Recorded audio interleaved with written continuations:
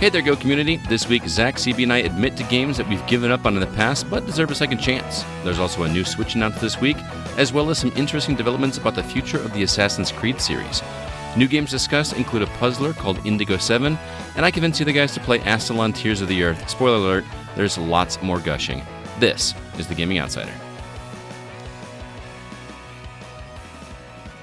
Greetings, programs, and welcome to episode 354 of The Gaming Outsider, a video game podcast with a focus on our incredible community. It's Monday, July 12th. I'm your host, Scott Clark, and joining me are my friend, Zack Parkerson. How do you do, my friend? I'm doing quite well, man. How about yourself? Pretty good. I hung out with producer Christina Flores. Yes, you did. Past few days, weekend, and it was a lot of fun. I heard you kicked her at Street Fighter 2. That's true. That was a fact. Several different Street Fighters, in fact. You know, I let her win the first one to warm up, but then I had to take her to task. Well, that's good. We'll talk about that more in just a second, but real quick, also joining us, Mr. Chris Berensmeyer. What's up, Chris? Hello. How's it going, man? Doing all right. A little bit of a headache tonight, but I'm hanging in there. All right. Well, we'll get through this as amicably as possible for you, man. But so Zach, tell us a little bit more about your experience hanging out with the because the only time you ever met her was at R2V2, right? Like in person? Well, and then the initial, when we set all this up, that was the only other time. Yeah, then R2V2, and then the past weekend. She's fun.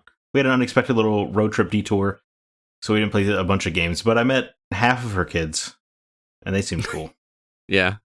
Well, one of them was young and rambunctious, Edmund, and then I met Dominic, who I would say is like family at this point. Oh my God, stop it. We did talk about Fast and Furious quite a bit. He and I, we agreed that 6 is the weakest entry. But Dominic's cool. Christina was great to see after a 2.5-year gap, I guess. It's crazy that's been that long since. She gives very tight hugs. Yeah. True that. For such a tiny person. Right. Yes, that was also quite shocking. Yeah. We don't have a lot of tiny people in Missouri. No. just going to say that. That was quite a shock. Well, I don't know if I've hugged anybody in 2 years. Right. Isn't that weird? Yeah, I guess I hadn't thought about that. Yeah. I remember the first time I shook someone's hand without having to think about it. I was like, oh, we're doing this again. Yeah. So that's weird. Interesting. But we're here to talk about some games, and I am so excited because both of you guys have played Astalon Tears of the Earth this week, which I talked about last week quite a bit. Absolutely love the game. I actually just wrote the review, which I'll be publishing later this week. I'm dying to hear what you guys think of it. Who wants to start? It's hot garbage, man. What a terrible game. Couldn't stand it. I was going to back him up with that. I mean, it's aggressively average. I would say it's mischievously mediocre. I like it a lot. I think it's got a fun initial narrative hook for a roguelike. Mm-hmm. I don't know if I want to spoil, even though it's the intro, but it is compelling. Right. And I also like, and I guess I'll talk vague, that their quest is assured. Do you know what I mean? Like because of what one of the wizard guy, August, right? Because of what he's going on with his magic, it's inevitable they will succeed. It's just a matter of you getting there. And I think that's kind of interesting for a narrative. Yeah, because most roguelikes don't do that. They just say you just die and just start over again. Or, I mean, even Rogue Legacy, they say you just play as your heir or whatever, which is... Right. But this really gets into it, and it also explains how you level up and stuff, and the map is very clever. I've only beaten the first boss, but I did like there was a ladder that was actually part of a hidden side path the whole time, and I had... I walked back in, and it brought me back to an intro area, a piece of the floor I had walked past 16 times, and then, I guess there was a ladder there the whole time, but if I had just pressed down, I would have been able to go down the ladder. It's just a very cool map design. I'm so glad you like it, man. I can't wait for you to see some of the other surprises that are coming for you. Even at the end of the game, there's something narrative that they do that is so subtle. That is really cool. I actually need to talk to CB about it because I haven't talked to him about it since he finished it. But who was your main? I started my main as Keuli, the archer or rogue. But as you start acquiring things, Algus actually became my main. Again, I don't want to spoil things for you, but he made the first boss a lot easier. Really? See, I beat the first boss with Keuli. Oh, I tried several times with her, and then I tried Arius, and then finally I went with August and beat him on my second try. I was like, really? I should have been messing with this dude the whole time. Nice. So, CB, I want to talk to you about it. I know that you and I have already talked because, Zach, this is actually fun. I was playing it on Switch while he was playing it on Xbox. We were in the same room together, which was like this, I don't know, kid on the playground sharing secrets with each other thing, because there were things I wanted to tell him, but things I didn't want to tell him. I don't know. It was really cool. CB, what are your thoughts on the game? That sounds cool. It's actually a very, very solid game. I enjoyed it. So much to the fact that I beat it already. So in 2 days. It took me like a week and a half. Shocking nobody. Yeah. To the point that I was actually finding stuff on the map that Scott had not found yet. Which is crazy. Like he was coming across things where he was about 25% of the way through the game, and I was 70% of the way through the game and hadn't found that yet. Which is awesome. Like, it's just so cool that I wrote this in my review, that you can go in any direction. You're not like even like Super Metroid, to give a like comparable game. You can kind of do whatever you want, but the game still steers you to go, to Brinstar first and then Norfair, and you know what I mean? And you do some backtracking to get some minor upgrades and stuff. But Astalon lets you go any way you want to and discover things in any order, which I just think is brilliant. To the point that I found the final boss room before Scott did. Yeah, like the Apex, you can actually access that final boss room like right at the beginning, as soon as you get the elevator. And fun fact, there's like, so you can actually go get some HP upgrades there right away too. So I did do that. Did you? I didn't. I completely skipped it. I like that the elevator key is off to the side, and you could just totally miss it for hours and hours. You could probably miss it for your whole playthrough if you just didn't open that blue door. Yep. A big fan of that. Yeah. Just wait, man. There's an item, the one that CB is talking about, which I don't want to tell you what it is because it's just a fun surprise. Is a significant item that I didn't get, and I had progressed through the game elsewhere.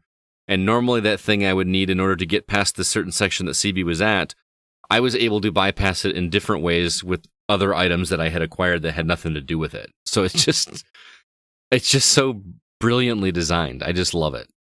Yeah, I mean, it's very good. The thing I like the most about this game is the fact that it pays heavy tribute to like 8-bit and 16-bit era games in such a way that there are tons and tons and tons of hidden things around the map. Yep. That you actually have to know how to search them out, to the point that I actually even pointed out like one of these subtle clues from 8-bit era on how to find something hidden, and Scott didn't know that. And I'm like, yeah, just watch this. And then I go through a few more rooms and I'm like, and right here's another one. And he's like, how did I not notice this? CB is also really good about being meticulous with each room. You know how Keuli has that ability to like jump kick off the wall the one time? And he does that in every room. He just instinctively just does it. And I was not quite as good at... I was not quite as fastidious as he was at doing that in every single room, and it paid off for him. He's a retro game mastermind, after all. Pretty much. You know, I love this game so much. I've only played a couple hours, but if you like its exploration and world design, Scott, I recommend a game called Dark Souls. Yeah, we're going to be talking about that later, actually. Oh, interesting. Okay. Yeah. Okay, well, so yeah, Astalon, Tears of the Earth. Obviously, I recommend it. It is, no joke, it's one of my favorite games of the year. Between this and It Takes Two, I really don't know. Because they're so vastly different games at this point, but they're both really, really good. What a random game that'll probably end up on our top 10 list.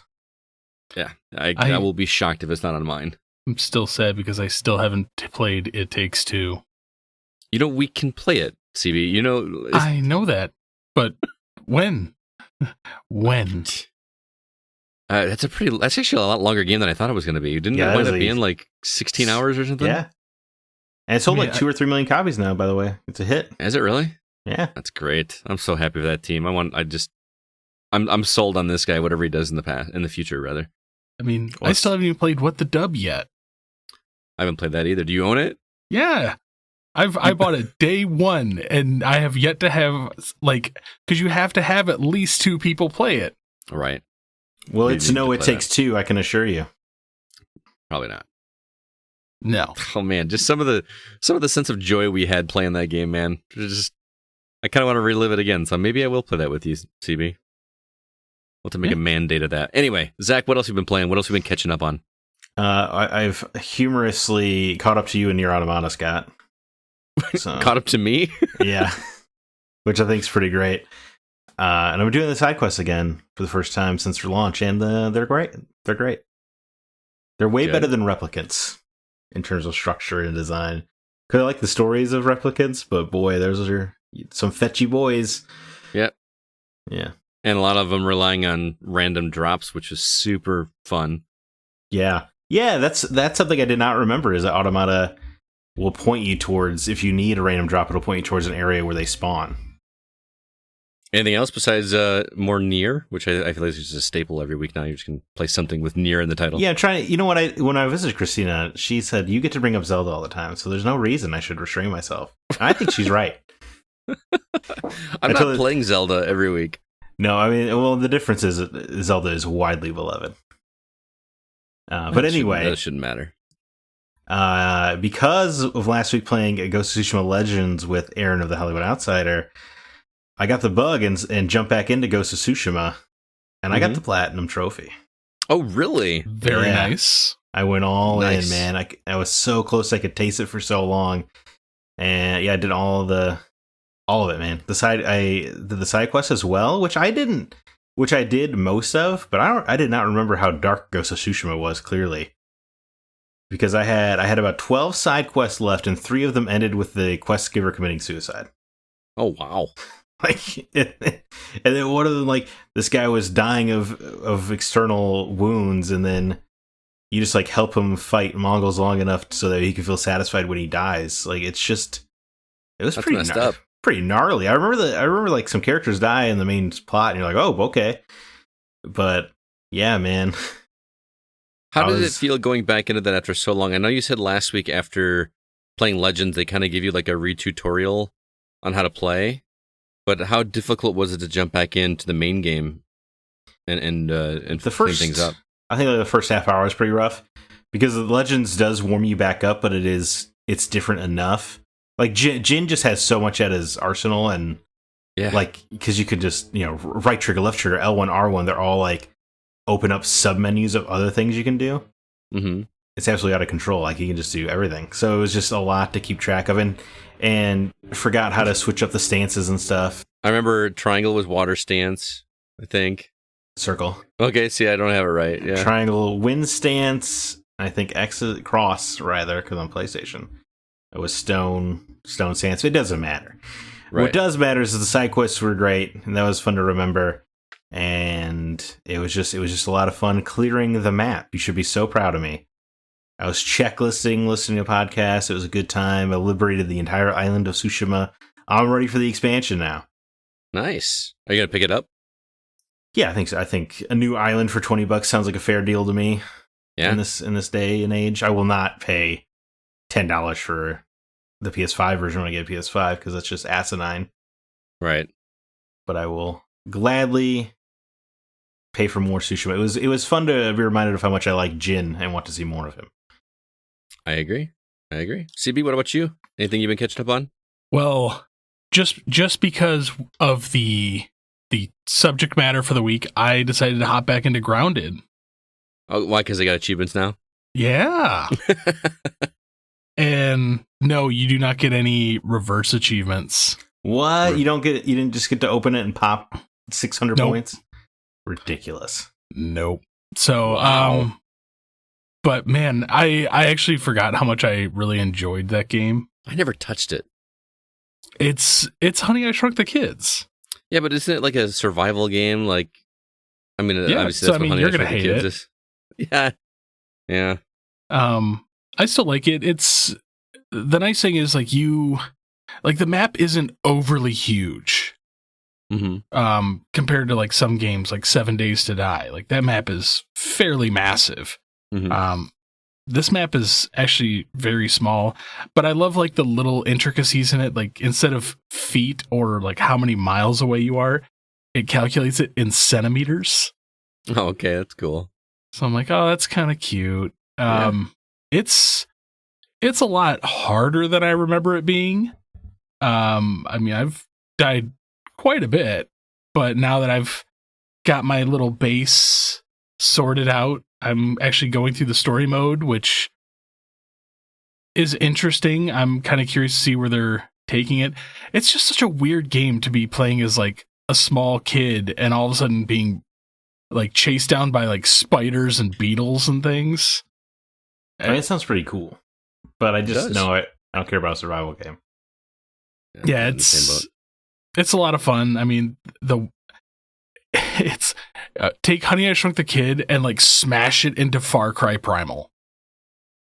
That's what the game feels like, because the weapons, the weapons feel almost like Far Cry. Like you have a spear that you can use, but also throw, and same with like an axe and a shovel.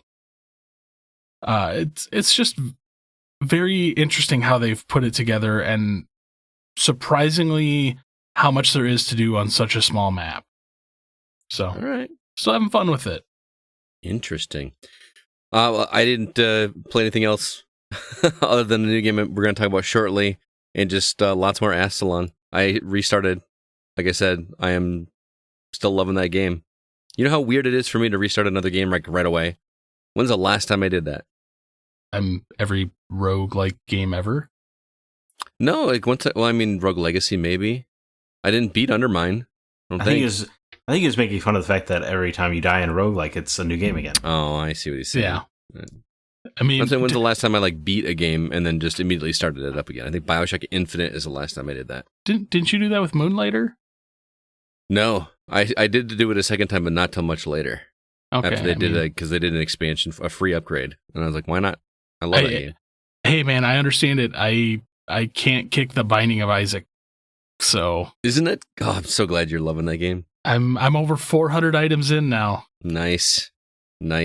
So all right, well, let's go ahead now and jump into the week's news.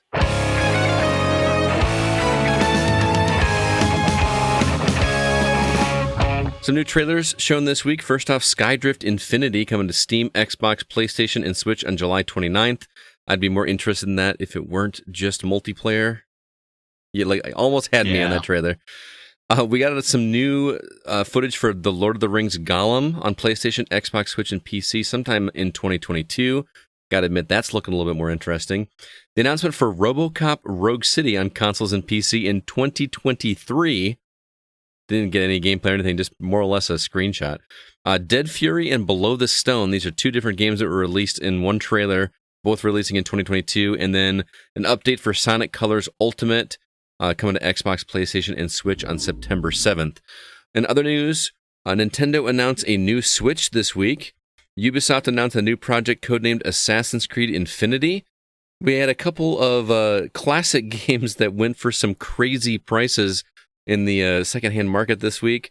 Cliff Bleszinski announced a new IP, and then we also had Sony's State of Play live stream for July that took place this week. CB, what story? I don't even have to ask. Yeah, what do you do? Why are you bothering? Yeah. Well, surprisingly, it's not the story I want to talk about. I don't believe you. My best Ron Burgundy. Well, I before we even dive into that, I want to get this Nintendo Switch thing out of the way. Okay. Because this thing infuriates me. Why does it infuriate you? You don't have to buy it. I understand, but it's essentially the same thing. Since I saw the presser for this, I have been fuming about this thing all week. Why? Why do you misdirect your anger? How many weeks do I got to tell you? You're misdirecting your anger, CB. There's better things to be mad about here. Well, when you're like, oh, the new model's coming out, I expect upgrades. Not the exact same broken drifting Joy-Cons. That I will give you. If the Joy-Cons still drift. Crappy battery. I mean, like these are known issues. They should have been addressed. But it has an Ethernet port now. Woo! Sweet. Because Who is doing that, by the way? The only people that I can think that you would want an Ethernet port are people that are playing competitively. And who is playing competitive on a Switch other than Smash Brothers? I was going to say Smash Brothers, man. What about Splatoon, guys? Come on. No, be quiet. Wow. I think it was more of just like, why wasn't there... How expensive could an Ethernet port be? Why is this a feature being highlighted? So weird. The bigger deal is the 7-inch OLED screen, which I haven't seen to be able to compare. But I gotta say, I'm rocking a light right now. I actually sold my OG Switch this week because I just am not using it. I don't need it, and I'm perfectly happy with the way that the light looks. I don't need a 4K Switch. And I know this one's the new one's not 4K. It's not even either, 4K. It's still only 1080. But I don't need that. To me, the Switch doesn't need to be upgraded, like at all. Like I'm perfectly happy with it. But again, that's the problem is you can't even really call this an upgrade. They made the screen brighter. Congrats. The rest of it's still an upgrade. It's not enough. Not enough of a one to. Do you really think that Nintendo is not going to be coming up with another version of the Switch in the near future? But why waste time putting together? Because people will buy it. Yeah, because, I mean, they did it with the 3DS, right? They had like 6 versions of that. They did the 2DS, which was like a doorstop, and it still sold. Like, people the new are... 3DS. People are absolute suckers when it comes to Nintendo. You remember back in the Game Boy Color, you just put out a new color of it and people bought it.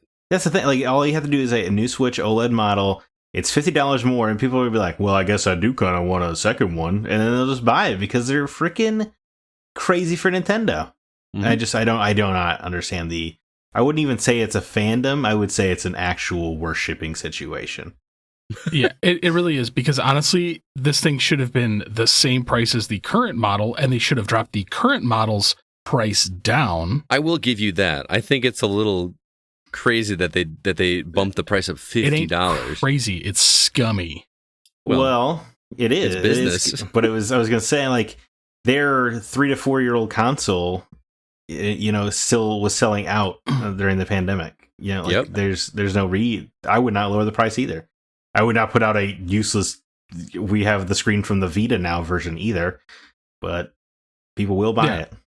And but again, like you would have, because they have the fix for the Joy-Cons and the battery. Well, surely the Joy-Cons are fixed in this, right? No, they're not. It's the exact same. It's not the exact same ones from the original Switch. When they created that new one, they had the Joy-Cons fixed, right? The V2. Yes, that's the V2. Is. But somebody's already broken apart the Joy-Cons for the new one, and it's the exact same design as the V1. All right. Which to me is just scummy. Well, it does release on October 8th for, like we said, $349.99. I think it's safe to say that none of us will be getting one just because I don't need one. I don't have a need for it. I mean, would I like it to look better, brighter? Sure. But I'm perfectly happy with my light.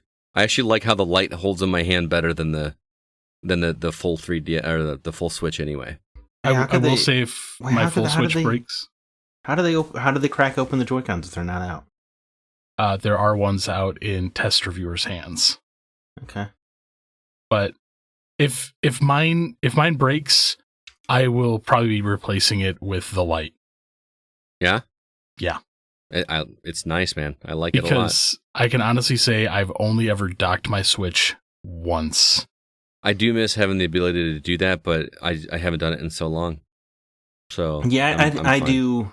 As much as like Astalon, I haven't even played on the TV at all. But I like being able to dock it. I still get a little kid smile every time I put I'm playing, a game on the console and I put it in the dock and it's just right on my TV. I feel like a kid every time. It's a cool. It's a cool feeling. It's like every kid's dream of wishing they could play Link's Awakening on the big screen with their Game Boy. Realize it's cool. But we had that with the Super Game Boy. Yeah, that's true. but it wasn't as instantaneous. But yeah, this is a seamless, beautiful system. And like Bayonetta 3, I'm not going to want to play in handheld mode. Right. Or Shin Megami Tensei 5 or what have you. Breath of the Wild 2 will not be played out. Well, it'll be back and forth. It'll be for me. Yeah, you got no choice. Slumming it. I will say, can we just Zack's soapbox is why you don't believe rumors? Yeah, because we were all talking about the rumors about a new one being announced at E3. Not only that, I would say irresponsibly reported in the media. Yeah. Obviously. Yep. Because they're just kind of expecting it. But yeah, just kind of, yeah. CB, you want to bring up your other story really quick? Yeah, let's get it out of the way. Yeah, Sonic. So let me interject. Sonic Colors Ultimate CB. Yeah, I'm glad you brought it up. It looks great. Oh my god! Coming in at a budget price from this value. I feel like I need to slap you. Yeah. Like you're not gonna play it. No, of course I am, but it was just funny. No. I'm talking about the CB. Like CB's not gonna play it. Yeah, I mean I'll play it, but yeah. So yeah, a couple of old Nintendo games sold for stupid cash this week. Stupid cash. There was the rare version of, supposedly a rare version, so it's a variant version of The Legend of Zelda, sealed and graded by WATA, sold for $870,000, breaking the old record of most expensive game ever sold. The last one was like 360,000 something, wasn't it? It was one of the Mario games. It doubled. And then less than 24 hours later, the record was broken again by almost double with Super Mario 64, sealed, graded 9.8 by WATA, sold for $1.5 million. 9.8 A++ is the rating, and WATA can get the F right the hell out of here with that grading system because it sounds unbelievably stupid. Well, they basically refuse to give a perfect 10.0 or whatever. But they have given 10s. No, WATA does not give 10s. I read an interview with a guy who works at WATA, and they said they've given 2 10s. It was like special case scenarios. Yes, because there's something where they will only give it a 10 if they can see it off the manufacturing line or something like that. They're pretty crazy about it. So so by their standards, you will never see a Super Mario 64 at a 10. Right. So this is the highest you could get. The moment a fingerprint touches the plastic, it is no longer a 10. Right. Because technically it was never, at that point in time, it was not uncirculated. So if it was literally removed off the line with special protection and then placed, no, not even white gloves. It cannot touch human hands. So it cannot physically be held because at that point in time, it is considered circulated. Even if you have a barrier between, it had to be picked off the line with a piece of plastic. I don't think WATA should be the default grader. They sound annoying. I mean, there's 2 or 3. There's WATA. I know. But one of them's have to win eventually, right? Because comic books, it's just CGC. That's what people respect. Yeah. I mean, WATA's gotten in some trouble before with grading prototype games that weren't actually prototypes. They were fakes. But here's the bigger problem. A lot of stories have been coming out about this sale through places like Kotaku, some of the other prolific collectors, talking about the state of why games are so ridiculously priced right now, specifically through auction houses and eBay. Mm-hmm. There's some heavy money laundering going on. Oh, is that what's going on? Yeah. So, mostly because things like Heritage Auctions doing this, not only is the seller, but the buyer is protected by anonymity. Yes. And so there is essentially one of the reasons why everybody's watching this Heritage Auction is you had 2 over $500,000 that got funneled through there in less than 24 hours for prices that were, Super Mario 64, one of the most mass-produced games from the N64, a sealed version, regardless of grade, even if it was a 10, should not be going for more than the Nintendo World Championship cart that sold last year for $22,000. Right. Now, Zack Parkerson, would like to legally say I do not accuse anybody of money laundering. I just wanted to put that on the record. However, almost every single retro expert and video game website everybody agrees this does not seem legit. That there's something fishy's happening behind the scenes. Like, analysts are saying this, collectors are saying this, website journalists are saying this. Like, it's something weird definitely happened. Well, whatever that is. And the interesting thing is, it's not just video games. It's all collectibles. Well, yeah, all collectibles is looking real dumb. There was a bottle of wine that recently sold. It's been sold like 3 times over the past few years, and each time it has doubled in value. The only thing that's changed is who's currently holding the bottle. Wow, that's almost profound when you put it like that. So don't be surprised if some of these graded auctions with anonymous buyer and seller protection don't start making bigger and bigger headlines, because it's basically just a way to be like, look, I bought this very, very rare collectible, and it was a legal way for me to ditch a bunch of dirty cash. It's like especially weird, like the Nintendo PlayStation prototype sold for like 320,000 or something like that. Yeah, and there's only one. Yeah, it doesn't make any sense. And it's way cooler than Super Mario 64. Like, what? Like, what's going on out there? Yep. Yeah, when you say it like that, that's a very profound statement too, yeah. I mean, somebody wants to give me $1.5 million. I got a box copy of Super Mario 64 sitting in the other room. I will gladly take $1.5 million for it. I'll send it to Water right now and pay for express service to get it graded. What does it cost to get something graded, by the way? About $100. Man, that's a lot. You believe that? $100 to some random person who, like, they got their expertise because everyone agreed that they would pay them $100. Like, it's not the grading industry is something that utterly mystifies me. Yeah, it's absolutely stupid. Like, how do you know that what you're getting back is what you sent? You know what I mean? Like, I got like 100 questions. There is a process. There is a process. You actually have to take photos of every single side. So front, back, edge, edge, edge, edge. Yeah. And then wrap it up specifically, take pictures, send it to them with the pictures, like in a PDF or something like that. They open it, take pictures. Like, there's pictures through the whole process of this.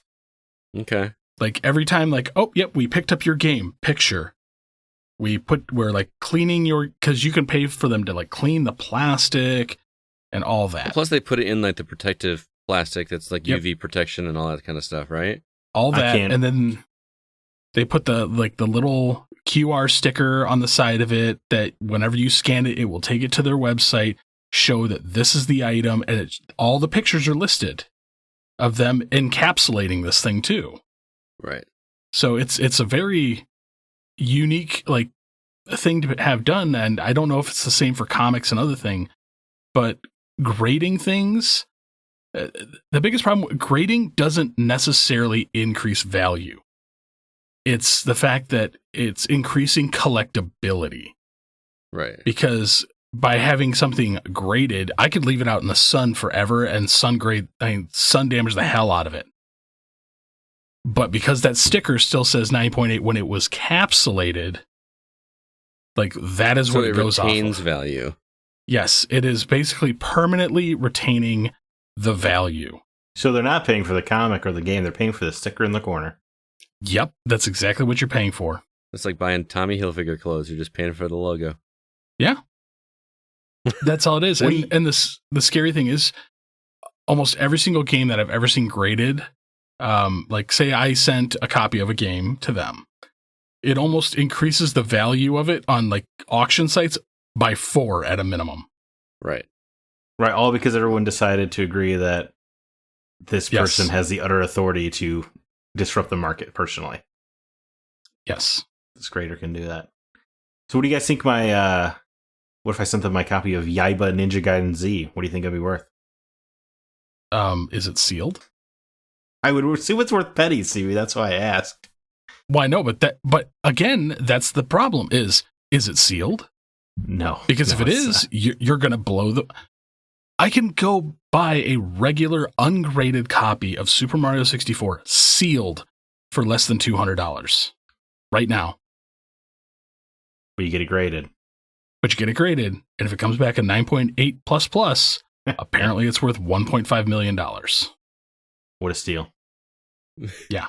I sent this article to my wife, by the way, and I was like, so are you still going to make fun of me for not opening games? And I posed the same question to you guys. But now Yes. that you're talking about this being a potentially shady thing, then yeah. Because I would make fun of you anyway. I have Probably. zero desire to ever get anything graded for one simple reason. You can't play it. You cannot play it. And I don't plan on selling my collection. Yeah, I buy stuff because I want it, not because I'm like investing in some kind of feature or whatever. I am investing. So that's what I'm saying. I mean, I'm investing to a point, Right. but at the same time, I'm investing in something that I want to enjoy for the rest of my life. Right. Not for the monetary value. So Well, that's the argument I have with my wife, too. She's like, you're never going to sell this. I'm like, well, when I get into retirement and stuff like that, or I want to pass it on to, somebody or donate it or whatever, there's solid money there. I don't know. again, my collection, when I'm done, is either going to one of two places. My kids to continue on the legacy, or a museum. Right. Beyond that, I have no Belongs to the desire. museum. I want my Yeah, stuff in my grave, man. It's mine. I mean, I'll probably take my box copy of Galaga to my grave, but that's Yeah, about see? it. You get it. Probably. But What about you, Zach? Any of these stories interest you? Well, sure, I figure we ought to talk about the state of play. All right. It intrigued me a little bit. We were going to watch this. We were sitting at CB's, and CB's like, hey, the state of play's about to come on. We should watch it. And I was like, yeah. but Or we could Astalon, just keep playing Astalon. So we chose Astalon instead of watching this live. But yeah, so why don't you tell us what the you saw? bias coming through. I see a little Xbox fanboys. Obviously, you don't even care about what the competition's doing. No, not at all. I just really like Astalon. They announced a handful of stuff. I applaud them for setting expectations beforehand. They let you know it was not going to be. There's going to be nothing, shifting the horizon or anything. Like, it was all smaller stuff. Right. So they Some announced cool Moss. stuff, though. They announced Moss Book 2, which is very exciting. I had no Because idea that was coming. Moss is awesome. The Further Adventures of Quill. Arcadegeddon is coming from that studio that did Concrete Genie. It's like another little arcadey shooter, whatevs. Some Tribes of Midgard stuff, which looks cool, but It looks like Diablo. As soon as they said season 1, I was like, I'm out. Yeah. I just don't need to give me the game before you're going to try to sell me on its content roadmap, Right. Then this game, which I guess had been announced before, but Fist, Forge, and Shadow Torch Looks rad. looks awesome. He plays this little bunny who's got a giant mech arm on his back, and he's real gruff and tumble. I don't know, man. It looked cool. This looks like the 2D version of what you wanted that other game to be that we played recently. Biomutant. Biomutant. Yeah. Yeah, it looks. Yeah, hopefully Biomutant, but good. That's what I Right. want. I mean, for one thing, the characters talk, so that'll help. Mm-hmm. Yeah. What are they? Hunter's Arena Legend, which is going to be a PlayStation Plus game in August. Sifu, which looks also awesome. That's from the developers of Absolver, and it looks like this crazy martial arts game. It But looks like every time you die, your character ages. Didn't you play a game like that recently? Yeah, Chronos Before the Ashes. Yeah. I did play that. That I didn't really care about, but it was just the way the martial arts, like you flopping people over counters and stuff. Mm-hmm. It looked like every fight was the Daredevil hallway fight. Yeah, I just don't understand. It looks so precise. Like in a way that I don't know how I'm going to play it with a controller. Yeah, I'm very intrigued. Yeah, me too. I like the fact that they kept calling it Sifu Fight Club. Yeah. Did they? Yeah. Eh. Multiple times. Okay. Let's see. Jet the Far Shore. I don't even remember that game being announced, but it's on the list.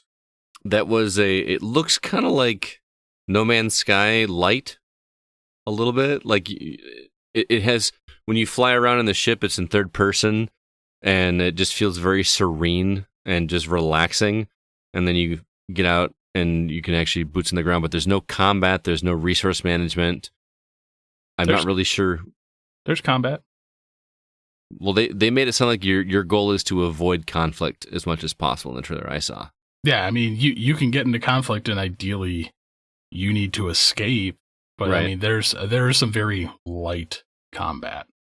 I was intrigued by it. I thought It looks entertaining. Yeah. To me, it just looks more like Starlink without the toys. and without as much combat. I mean, there's a ton of. I mean, that's Yeah. all Starlink was combat. Well, there's going to be significantly less Fox McCloud Yeah. and his buddy Tricky the dinosaur as they explore Dinosaur Planet. Demon Slayer Kometsu no Yaiba, the Hinokami Chronicles is coming. This is a cool story for two fronts. One, it seems like this anime and manga is absolutely taking over the world. It's everywhere. It broke box office records here in America for anime movies. Like, it's just, it seems unstoppable. But the cool part is that it was not supposed to be, its publisher was not going to bring it to the West, and Sega did, which seems crazy to me because it is so obviously popular.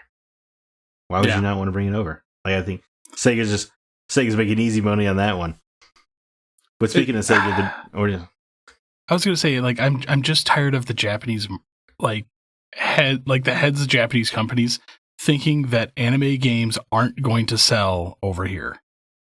They will sell like gangbusters. Yeah, well, especially there's such a boom going on right now with anime and manga. You know, like manga last year for the first time ever outsold comic books in America. That's crazy. Yeah. But you're just ignoring a market. But speaking of Japan ignoring markets, they showed off more of Lost Judgment, which is going to PS4 and PS5 in September, and I think it looks really cool. But today there's a bunch of reports that it's never going to come to PC because the Actors Talent Agency doesn't want the games on PC. But Sega's argument is that it needs to be on PC for these games to be profitable because that's just where most of the market is. And the talent agency is like, well, then I guess we're not going to do them anymore.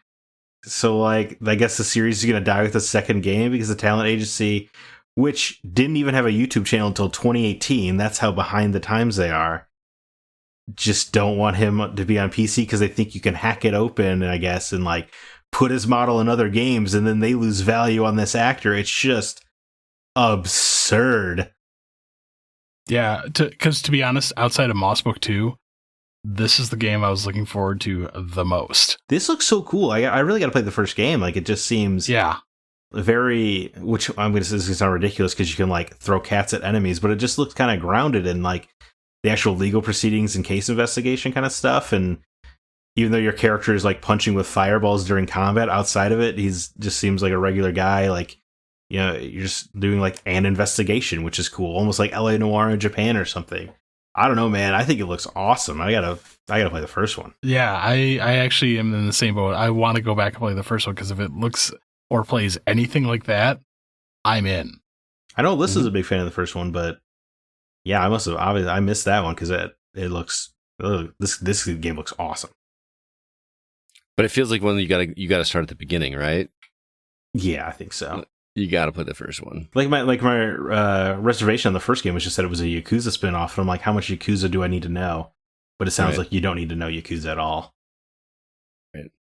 Which is good. And then Death Stranding Director's Cut got showed off, which has like a bunch of different upgrades, like, but most of them seem combat focused, which I don't care about the combat in Death Stranding at all.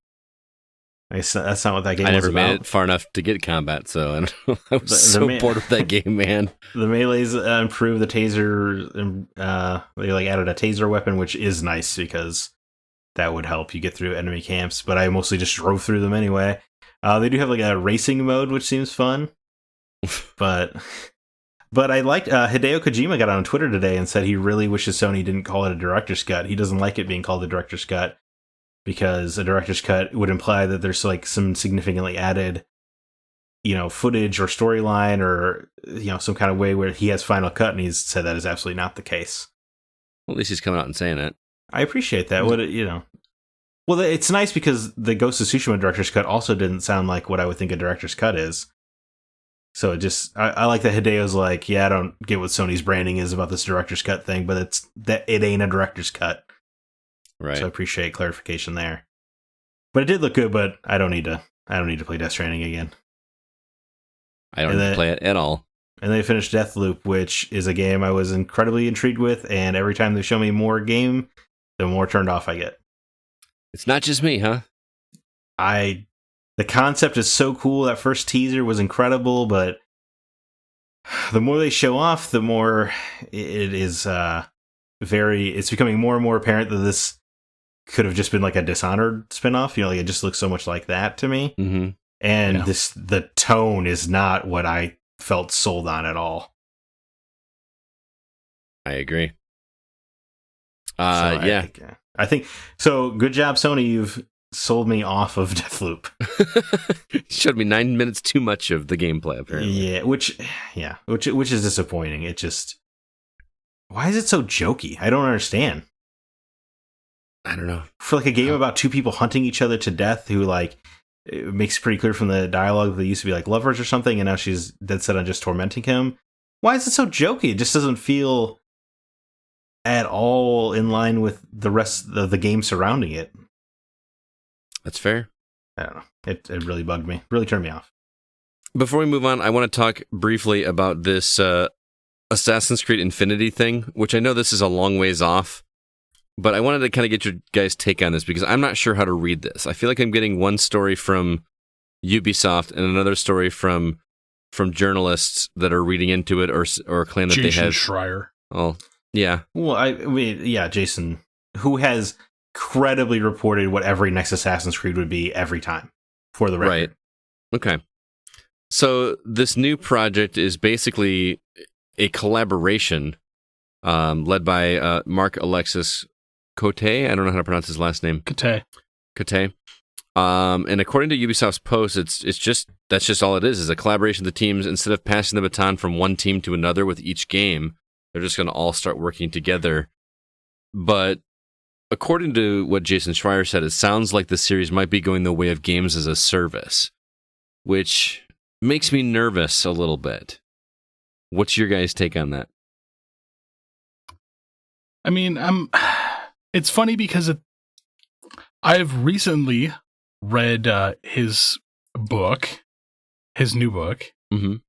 and he talks about how he envisions a future where you have all these studios doing segments of games and working together. And then Ubisoft is like, we're going to do it. And he's like, bad. This is a bad idea, man. This is terrible. Games as a service? No, like, this is what you're doing. And I'm like, this is, like, I read the Ubisoft article and I'm like, this is exactly what you said should be the future of studio development. And then you immediately turn around and just be like, bad. Well, he wants it like with different developers coming together. These are all developers under Ubisoft, right? Yeah, but Ubisoft Montreal, Quebec, all that good stuff. The new EA, Ubisoft. My big thing is many hands make light work. If I have, as long as you can get everybody on the same page and developing the same thing, like, all our people up in Montreal are going to do the combat system.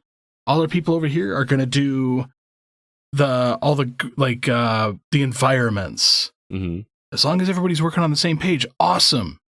Be able to make quality games at a reasonable rate without overworking everyone. Right. And you play to people's strengths and talents. But apparently that's a bad idea. Like nowhere in that article that I see this is becoming games as a service. I you think mean Ubisoft's? Ubisoft. Yeah, Ubisoft's. I thought. Wait, Ubisoft. Ubisoft. Like, to me, I read into it that it'll be like almost like a hub kind of thing.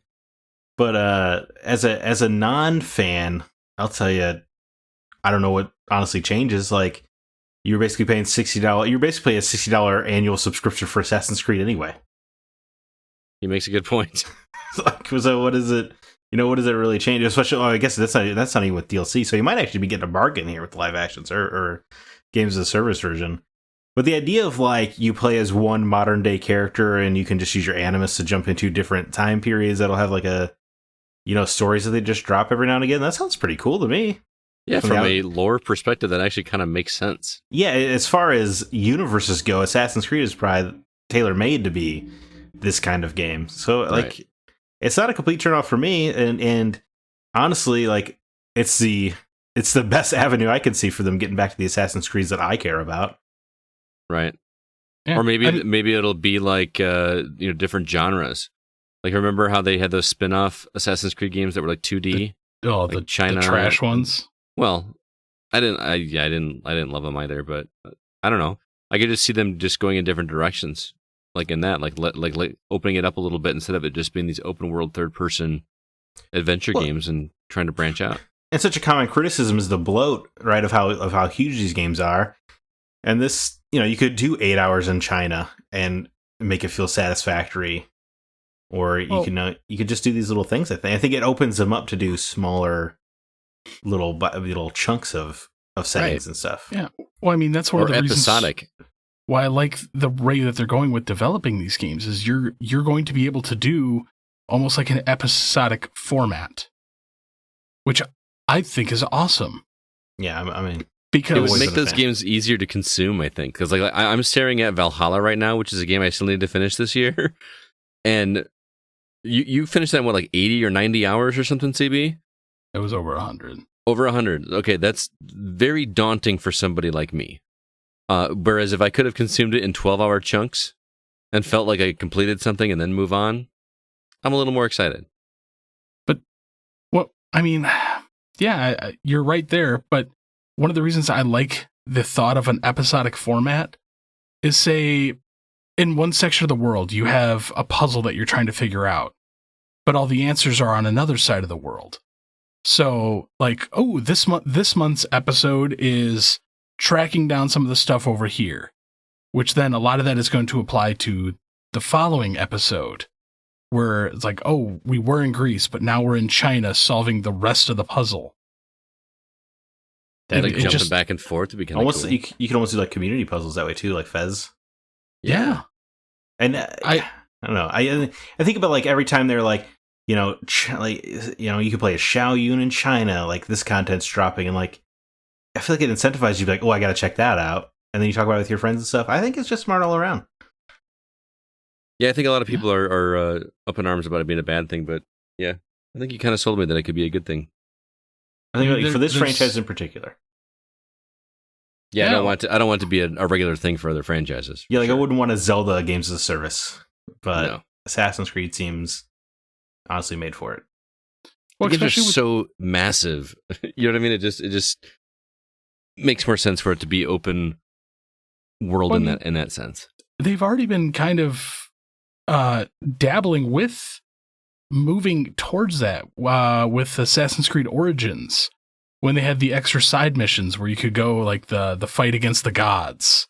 Mm-hmm. It's this month we're going up against this god. This month we're going up against this god. So guys, they've been laying the groundwork. I thought you'd be proud of me. It's a really good game. Yeah, it was on sale, and I'm really feeling the Egypt setting right now. Something about it. That is, to me, that is the definitive Egypt setting game. I rewatched The Mummy, and I was oh man, I want to play some ancient Egypt games. I'm well, there's one. They've made about one of those. I was going to say, what other ones are there, CB? He's it's the definitive. I can't think of another. Tomb Raider: The Last Revelation. Thank you. The Mummy Demastered. I mean, the Mummy game that tied in with Tom Cruise's movie. The Mummy Demastered, Way Forward. There's been a few. I heard that's excellent as well, and I've never played it. We should do that one for Patreon. So I'll go pick up that game. What a weird gamble that was by the studio. Yeah, it was. All right, well, let's go ahead and move on. We just want to remind everybody that we do have a Patreon available for you if you'd like to help contribute to the show, help us keep the lights on over here, and get some bonus episodes in the process. We don't have any we've actually got a few new episodes available. CB, want to give everybody the rundown really quickly? Well, we have our Friends Trivia episode. Yeah, we do. Yeah. Our Near Replicant spoiler cast. Surprise. Yeah, we do. Zach's on that episode. And so is Christina, speaking of. Yeah. And then the struggles of reviewing games that aren't for us. That was an interesting conversation. Yeah. And we do have more episodes coming as well this month. We're going to get 2 more out for you before the end of July. But if you'd like to help out, head over to patreon.com/thegocast. We do appreciate it. We actually have a brand new member this week. Rob Matthew joined at the $5 level. So thank you so much for the contribution, man. We really do appreciate it. But let's go ahead now and jump into the new games that we've actually been playing.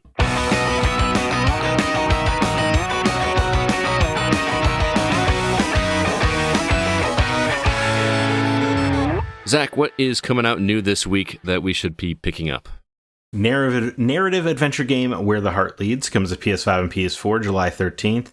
Another narrative adventure game, Lost at Sea, comes to PS5, Xbox Series consoles, and PC July 15th. Little Witch Academia VR Broom Riding comes to PSVR July 15th. That's also based on an anime, but that's a cute idea for a VR game. Mm-hmm. Blaster Master Zero 2, which came out years ago on PlayStation and Switch, is coming to Xbox Series consoles and Xbox One finally on July 15th. F1 2021, which looks like it's packing a story mode. Really? I mean, they've always had a little bit of a narrative story. I've never played an F1 game, so I can't speak to them. It's just a story in a racing game seems weird. I guess they try to do it with the Need for Speed games, sort of. Oh yeah, the Run. Yeah, I mean, I've played a few of the F1 games, but it's usually like the whole like, oh, you're the rookie driver working your way up to the actual like circuit. Do you play as the pit crew, a la Bill Elliott's NASCAR Challenge? Notedly recently important video game. I was talking to somebody that said they could hear the joy in your voice when it was revealed what that game was when you saw the screenshot. Dude, I was telling people here in my personal life about it. That was exciting. It was like a revelatory moment in my life. But anyway, F1 coming to PS5, PS4, Xbox Series consoles, Xbox One and PC July 16th. Bloober Team, who was in the news big time last week, is putting out Observer System Redux on PS4 and Xbox One on July 16th. That's the version that they took to PS5 and Xbox Series consoles a few months ago, and they just kind of put that version back on PS4 and Xbox One. You don't get it if you already own it, though. What? Or there's no like upgrade path to it. You have to rebuy it wholesale if you own it on PS4 or Xbox One, which seems scummy. Yeah, I agree. Corporate crossover capitalistic synergy simulator Space Jam: A New Legacy, the game, is coming to Xbox Series consoles and Xbox One July 16th. It's coming to Game Pass right away. Boy, does everything about Space Jam: A New Legacy make my blood boil. You're not the only one. Even the movie? Yes. I have zero. I would rather watch the entire Fast and the Furious franchise, including Calvin and Hobbes, than see that. Calvin and Hobbes? Hobbes and Shaw. Nope, it's always going to be Calvin and Hobbes to me, because... where Jason Statham plays Calvin. No, little backstory. I was talking to my wife about that, and she actually called it Calvin and Hobbes, because it's Hobbes and Shaw. Jason Statham's in that one. He's a bad guy. Sorry. She really doesn't like him. Well, that's weird. I'm surprised. We found the one. She's a hardcore Chris Hemsworth fan. While we're completely off topic real quick, do you know Jason Statham has turned down Marvel several times? Yeah. Because every time he's like, well, you guys doing your own stunts yet? And they're like, well, no, we don't really like to risk our actors, with the CG. He's like, you know what, mate? You could put my grandma on Thor's cape, and she could do everything they're doing in that movie. She could be Thor with all the action that's going on there. Come back to me when you're actually doing the stunts. And that is the most Jason Statham thing he could possibly say. I gotta agree with you. That's pretty. I think that's awesome. Also why Tom Cruise has turned them down on multiple occasions too, because he likes to do his own stunts. Who would Tom Cruise play in the Marvel universe? Originally slotted to be Iron Man. I know that, but that just doesn't even make any sense. I think I think Marvel would be over the moon excited if they could get Tom Cruise. Tom Cruise, I know he is not beloved, but he is the kind of superstar that just doesn't exist anymore. That's true. You know, like Tom How do Cruise. we get on Tom Cruise? From Anyway, Space Jam to Tom Cruise. Because Space Jam is just a giant commercial. It just seems like all they want to do is remind you of all the other stuff that Warner Brothers owns and make the Looney Tunes weirdly 3D animated, which I get that one because that's just what kids are into now, though it does offend my sensibilities. But everything about that seems to be, boy, look at all the stuff Warner Brothers owns. Ain't it sick? Come check it out. Include the Clockwork Orange characters are in that movie. That's serious? messed up. They have a little Easter egg in the background during that first trailer they put out. They had frickin' the Clockwork Orange, who do terrible things to women. Real terrible things. They just right there, the Space Jam trailer. Unbelievable. Yeah, that's pretty crazy. But anyways, Zelda Skyward Sword HD comes to Switch July 16. Yeah, I got like 2 copies pre-ordered at this point. I believe that's gotta be big because you've never beaten that one, right, Scott? I've never beaten that one. I'm looking forward to it. The quality of life upgrades that they've done in this version sound very appealing to me. So I was I've very never proud of my played tweet it. in response to that trailer. I don't remember what you said. I just said that Nintendo, we took out all the bull. Pretty much. CB, Much. CB, you said you never played it? Nope. He's only played the original Legend of Zelda. Like that's the only one he's ever played. And Stop. Breath of the Wild.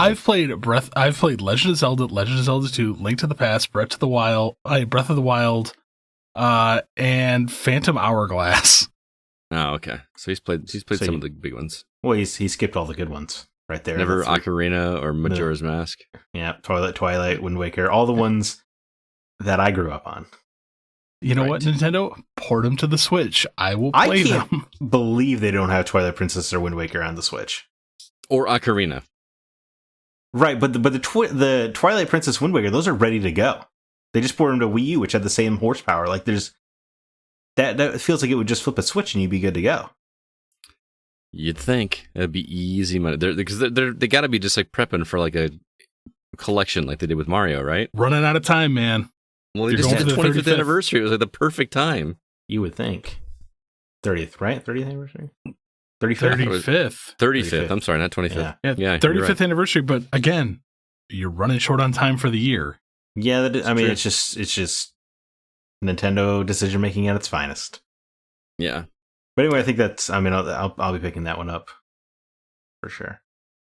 I want to play Lost at Sea. Do you? It looks trippy. Yeah. It's bizarre, and it's a story wandering game. I'm in. I can't And believe. Alyssa's reviewing Where Their Heart Leads for us as well. Oh, is that right? Mhm. That'll be a good read. It's funny. The thing I'm most excited about with Skyward Sword is that you can speed up the text. Yeah, that's like the biggest thing for me. That and you don't have to be reminded what a rupee is every single time you pick up a rupee. That was insane. Like, I did no, not. like I didn't even beat the first dungeon in that game when I played it because I just couldn't stand it. me either. Like CB, you know how like when you pick up an item in some games and they give you an explanation of what it is. Imagine that, but you're not being able to fast forward the text at all. It just spells out each individual letter like Right. this. Yeah, you can't even And- like in every game ever made where you tap it while it's going and it just finishes the sentence. You can't do that in Skyward Sword on the Wii. Right. That just sounds like a coding error. But then, like, if you turned the game off and started it back up again, the game forgot that it already told you what a rupee was. And there's like 3 different colors of rupees. So if you picked up any new color of rupee that since the last time you played it, you'd have to go through it every single. And I'm talking about every item in the game, man. It was madness. I'm like with Zack. I couldn't finish the very first dungeon because the text was so annoying. Hopefully, whoever originally made that game got fired. I think he's still running all of Zelda, but yeah, I get what you mean. It was just like, I love Zeldas for the stories because they're just such classical hero adventures, and I just dreaded every time a character spoke because it was going to take 15 times longer than it needed to be. It felt like it took 45 minutes to even get off that opening area. It took. They tutorialize how to push a box 3 different ways in that game. In the That's intro, madness. it's unbelievable. Anyway, sorry, I'm done venting movies. now. Sorry, you guys have been playing Indigo 7 on Xbox. Yes. Playing's a strong word. Yeah. Oh man. I watched the trailer for this game. It's a puzzle game that's based on a band, and it's supposed to be music related, and the characters kind of look like Scott Pilgrim. This seems like something I'm really excited for. This is Wish.com Scott Pilgrim. Brutal. With zero combat and only crappy puzzles. What's funny is that we all knew what you meant right away. Exactly. Wish.com. I love that that's going to continue to be a thing. So the puzzles in this game are very frustrating to me because they seem very simple. And it's just basically a giant grid of hexagon-shaped tiles that your goal is to turn them all the same color. All you do in this game in order to change colors tiles is you choose a color. So you either choose orange, yellow, red, green, whatever colors are available to you. And whatever you start with one hexagon and you pick a color, and whichever colors are touching that one and then continue on into the snake pattern and are also touching that path, also flip over like Othello style and become that color. And you have to just basically do that and clear the board in a certain number of limited turns. Am I explaining that well enough, CB? No, you're right. Is there a colorblind turns or time? No. I did not have time to look for a colorblind mode. Zach, normally I do. I did not look for a colorblind mode because I could not turn this game off fast enough. Oof, brutal. Yeah. How far did you get, Scott? I got about through, because they do like World 1 dash whatever. I got to about 1-6 or 1-7, and then I haven't gone back yet. I plan to go back and give it another shot. But how far did you get? Same, because something happened to me. This game Mario Partied me. What do you mean? So, all right. Each of the levels, you have the option to get up to 3 stars. So I know that's going to make Scott's brain. Oh, mad. I stopped. I didn't even bother. I got 2 on 1. I said, I don't care. I'm going now that's a damning statement if I've ever heard one. Well, in one of them, it's World 1-5. To get all 3 stars, you have to win, not run out of energy. And I can't remember the third one. It was that one wasn't the hard part. I clearly I got, because in this one you're facing off against 4 opponents in 1-5. Well, 3 opponents, right? Yeah, there's four spots. Members. You're facing off against 3 opponents. I was in the clear lead, bar none. Oh, not Mario Party. They Mario Karted you. Is that what you're saying? They rubber banded you? Well, I no, they Mario Partied me because at the end it's like, look, my score's the thing, and then it's like, oh, this character gets bonus. They're the winner now. You lose, haha. Yep, that's Mario Party in a nutshell. I had that to me. Oh, I see what you're saying with the stars, where like at the end all of a sudden you get okay. Yeah, I clearly won all in that exact same level you're talking about. I cleared the board first. And then they give the bonuses to the other ones for having the combos, which the way that the combos work in this one, Zach, is that when you select a color and it changes a certain number of tiles, your next turn, ideally, in order to keep a combo streak going, needs to have another color that has a little bit more tiles than the previous color that you did. And then you keep doing it until you don't get one, and then it breaks the combo. Which would be fine if the game didn't put a freaking clock on you. Like, you don't have time to sit. A short clock. A very short clock. There is like it almost becomes a game where you don't even bother like trying to look at it and figure it out. You just pick a color and just go with it and see what happens. Each round is less than a minute. Yeah. And not only that, but when you're doing that level where you're talking about where you're playing with the other band, every time somebody gets a combo or breaks their combo, there's a little voice that says, combo, or, oh, broke the combo. And when you have 4 of them all doing it at the same time, it's like, combo, break the combo, break the combo, break the combo, combo. It is beyond annoying. Well, the problem with the timer, and I did math on this because I like math. So to finish each one of the rounds is anywhere between 20 and 25 moves. Mm-hmm. To stay in first place, you have to make 22 moves in less than a minute. So when you're staring at this giant board of hexagons, talking like hundreds of hexagons. Hundreds of hexagons. You have less than 3 seconds to make a move per. Which is what you always love to do in a puzzle game, is not have any time to sit and stare at the puzzle and try to figure out a good course of action. It's... And I hate being so negative on games, but this game just frustrated the crap out of me. And the horrible thing is, I played through 1.5 multiple times. I went through to the point that I slowed down to try to break the combos. Mm-hmm. They still win. Yep. Like the AI in this game is just like programmed to kick the crap out of you. Right. So do you guys recommend a game that just makes me can't tell. No, I really am not recommending this game. I would recommend this game if it was free. Yeah. And here's the other frustrating thing. Part of the thing that sold me on this when I watched the trailer was the story. It was like, this group of kids that have a band and the lead singer's girlfriend breaks up with him, so he wants to go on this road to write new music and everything. And it's all voice acted in the trailer. And then you go play the game. I have yet to have the only voice acting you have is those combo. Oh, that feels intentionally misleading. Yeah.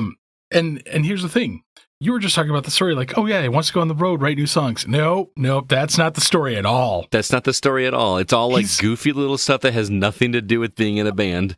Oh no, the main character gets dumped in the beginning of the game, and he's going on this road trip to find, quote unquote, summer love. Yep. So he's just trying to get laid, and we're talking like they look like children. Euro trip style, baby. No, because I would rather watch Euro Trip in a foreign language. But then, like there was a section where, they're going to stay at the one girl's aunt's house, and by the way, we get here and we have to like run her restaurant. Whatever, in order to be able to stay there, and we didn't. Oh, I forgot to mention that tiny detail. So in order to simulate running this restaurant, we're gonna play a hexagon-based grid puzzle game. What? Like it just, I don't know. Here's the thing: is I think that the core concept is cool. Like the puzzle of like the Othello style flipping over. There's a satisfaction to that. But even if you didn't hate clocks on you like I do, I feel like this game would be more fun without it. It's only shot it had. The clock would be fine if the time was doubled. At least. No, I think 6 seconds to make a simple decision is fine. Right. Especially in a game like this.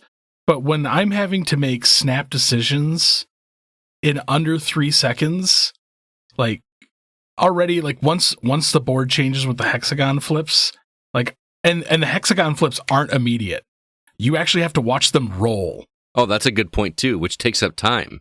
So if you get a really big long streak of these, which is what your goal is, you're punished by it taking a good 2 or 3 or 4 seconds to like flip over one by one and go through the whole. Oh, it's. Yeah, so you lose time to this. So now it's like, I had 3 seconds to make a decision. Now I have like less than like 2.8. And every time you hit these combos, it just, that number keeps decreasing to the point, and you can't like preemptively hit the button to your next color. Yeah, you can't like line up the next one. Mashing the button. It's like, it was so frustrating. Yes, like while all of this stuff is flipping on, you can't like line up your next selection. You have to wait until it's done flipping for you to be able to flip it over the next color and then select it. Like, it's an interesting concept that just to me is executed so poorly. I'm shocked. So yeah, I'm not going to recommend Indigo 7, and I hate to be so negative on a game that somebody clearly put a lot of time into. But the trailer sold me on something completely different, and yeah, man, you got tricked. Seriously, and the difficulty that we're talking about is in the first world, man. Like usually, even in puzzle games, they kind of ramp it up a little bit for you. It just jumps you right in with like, okay, yeah, you got to make a snap decision. You don't know if it's going to work or not, but the horrible thing is I have a feeling as this game goes on, it will become harder by adding in more colors.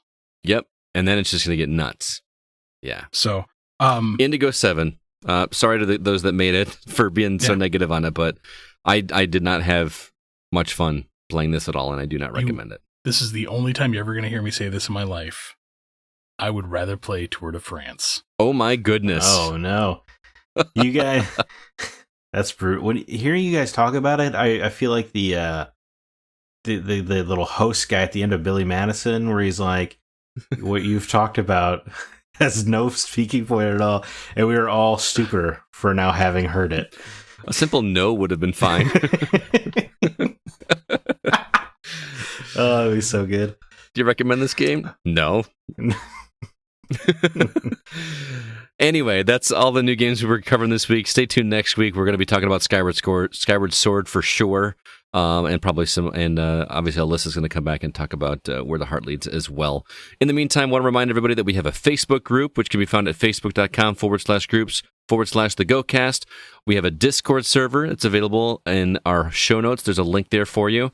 Also, our website, thegamingoutsider.com, has all of our content, including the episodes, as well as written reviews. And speaking of written reviews, Zack's review of Scarlet Nexus is up for your reading pleasure.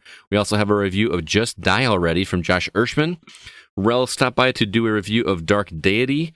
And Kevin wrote a review for his preview of the alpha footage for War Tales.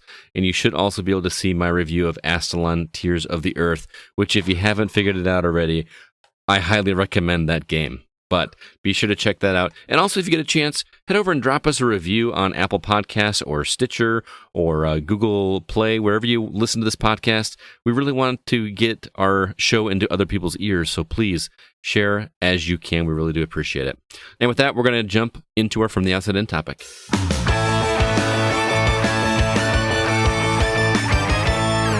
This week, I wanted to talk about games that we've given up on in the past, but think they deserve a second chance. And if you don't know it already, it's just kind of inspired by Skyward Sword, which is a game I gave up on several years ago. And now that we're getting those quality of life upgrades, I'm giving it a second chance. As a Zelda fan, I probably should be anyway. But there's lots of reasons why we don't finish games. It may not click with us. It's a genre that doesn't fall into our wheelhouse, or maybe life just got in the way. So this is the time to reflect back on games we've never finished, but think they deserve our attention once again. CB? Let's start with you, man. Ooh, man. So I got 2 listener comments that I want to read real quick. All right. Before I go into my list. Okay.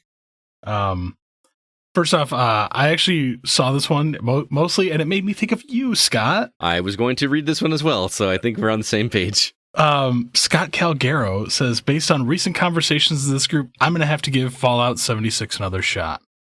Man, what a game. I still love it to this day. So you liked it to begin with, though. So I know, but again, I love that universe. Once they started adding in the NPCs, I'm like, great. It's now actually a Fallout game with a legitimate story. So yes, Scott, you need to play this game. Well, and you know what? It's funny you say that, because Brian Regals actually messaged me directly this week and said that I really need to play it, because he said that everything they've changed makes it feel like a traditional Fallout game. And when he says traditional Fallout, I specifically asked him, I said, does it play like 3 and 4? And he's like, yes, it plays a lot more like that. Now, I haven't played it yet, but I really don't have any excuse, because it's on Game Pass.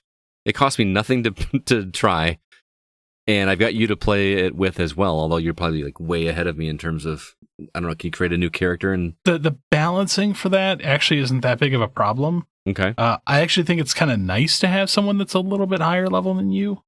Okay. Because then, like Borderlands? In the beginning, yeah.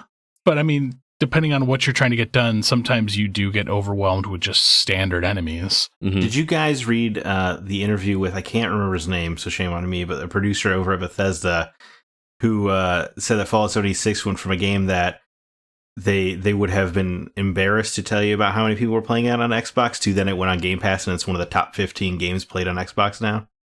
Oh, wow. Like, that's the power of Game Pass right there. That's insane. Well, yeah, I mean, if it's free, I want to say it was Pete Hines, but I don't. I promise you, Brian, I will give it a shot.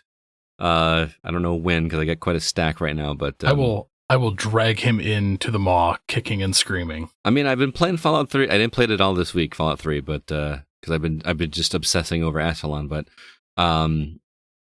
yeah, I need to jump in and give that one a shot. That was actually on my list.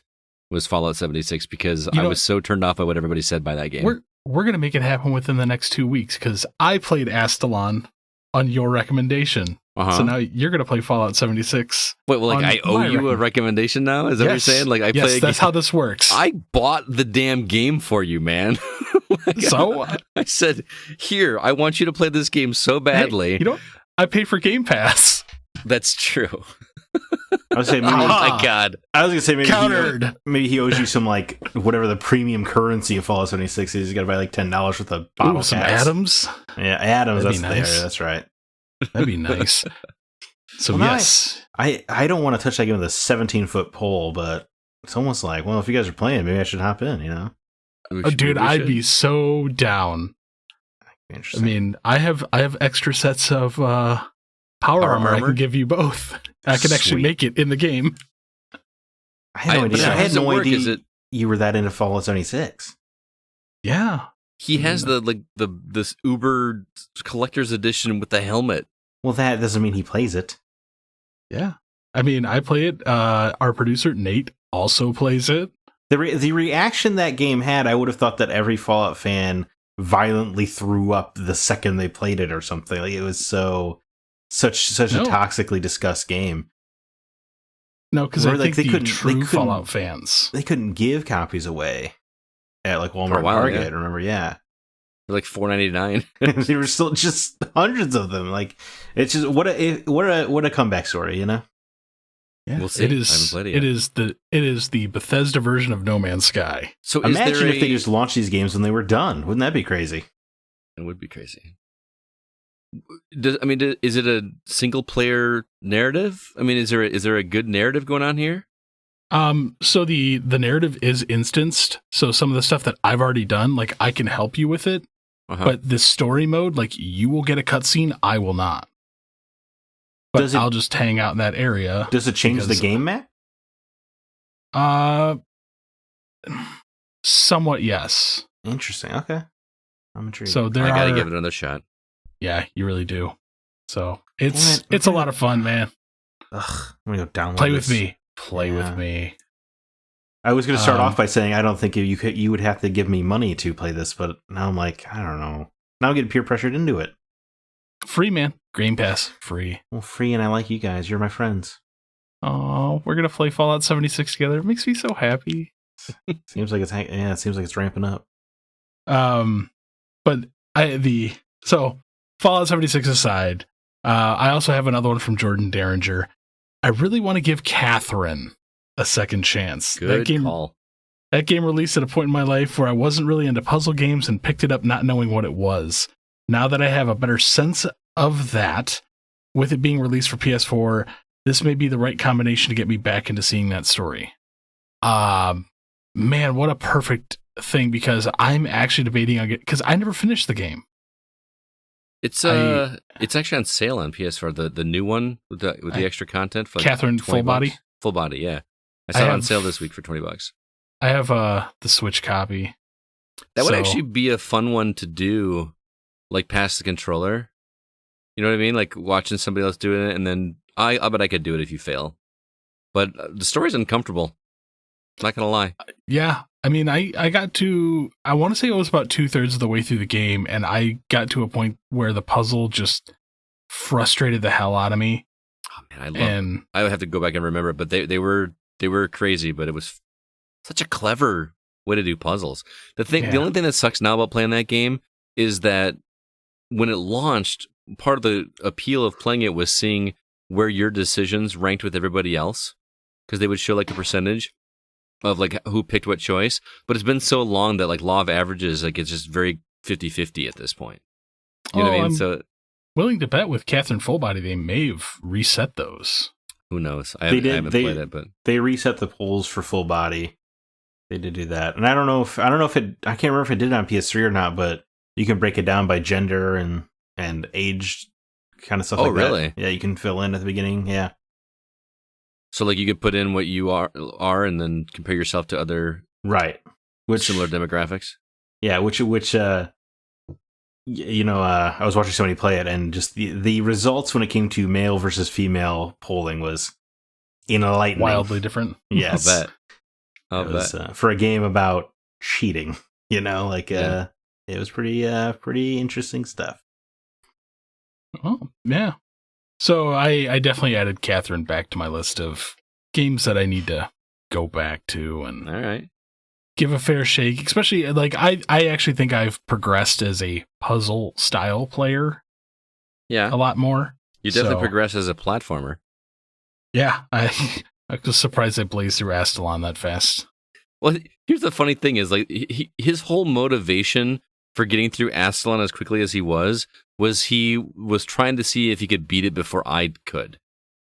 Like, I felt like such a panic and pressure to, like, push through and actually complete that game when I was at the final, like, 70%. Like, I was like, oh my god, if I'm going to be so embarrassed if CB beats this game before I do when he started it yesterday. You know what I mean? I was only a few hours behind you. I know. He also exists in a pocket outside of space and time. That's not exactly fair. And he's a wizard. He sleeps with his eyes open. Didn't you guys know I'm like over 300 years old? That makes sense. That checks out. Fool of a joke. Well, I mean, well, for me, like that's one of my favorite things about gaming is I like the competitive nature of gaming. Like competition in general. Like, man, you just love to beat people. Well, it's not always beat, but I love the thrill of like just competition. Like, ooh, like let's go, let's do this. Because, like, I mean, as we were sitting in the same room, you were having a blast doing that. You're like, oh my god, where did you find that? Show me on the map. It was so much fun. It felt like, I think I mentioned this already, but it felt like being a kid and going to the playground with your buddies and man, I found this thing. What did you find? It was like comparing notes and sharing this, and we had completely different experiences, but similar experiences. And then you'd say this, and I would go and like go in that room while you were in that room. That was a fun experience. We've never done that before. Like, we both played the same game at the same time in the same room. But now you see why, like, whenever like you're playing a game or Zach's playing a game, I tend to pick it up to see what I can do in the same amount of time. Mm-hmm. And I have a blast with it. Like, whether I finish the game or whether I like the game or not, like, that's how I enjoy games, is trying to find similar experiences in what you're doing. Mm-hmm. So, side tangent apart. Yeah. Let's discuss some of the games that I need to get back to. All right, I'm intrigued. One of them I'm already doing, which is The Binding of Isaac. Yep. Which, damn. I don't know why I gave up on this game so quickly.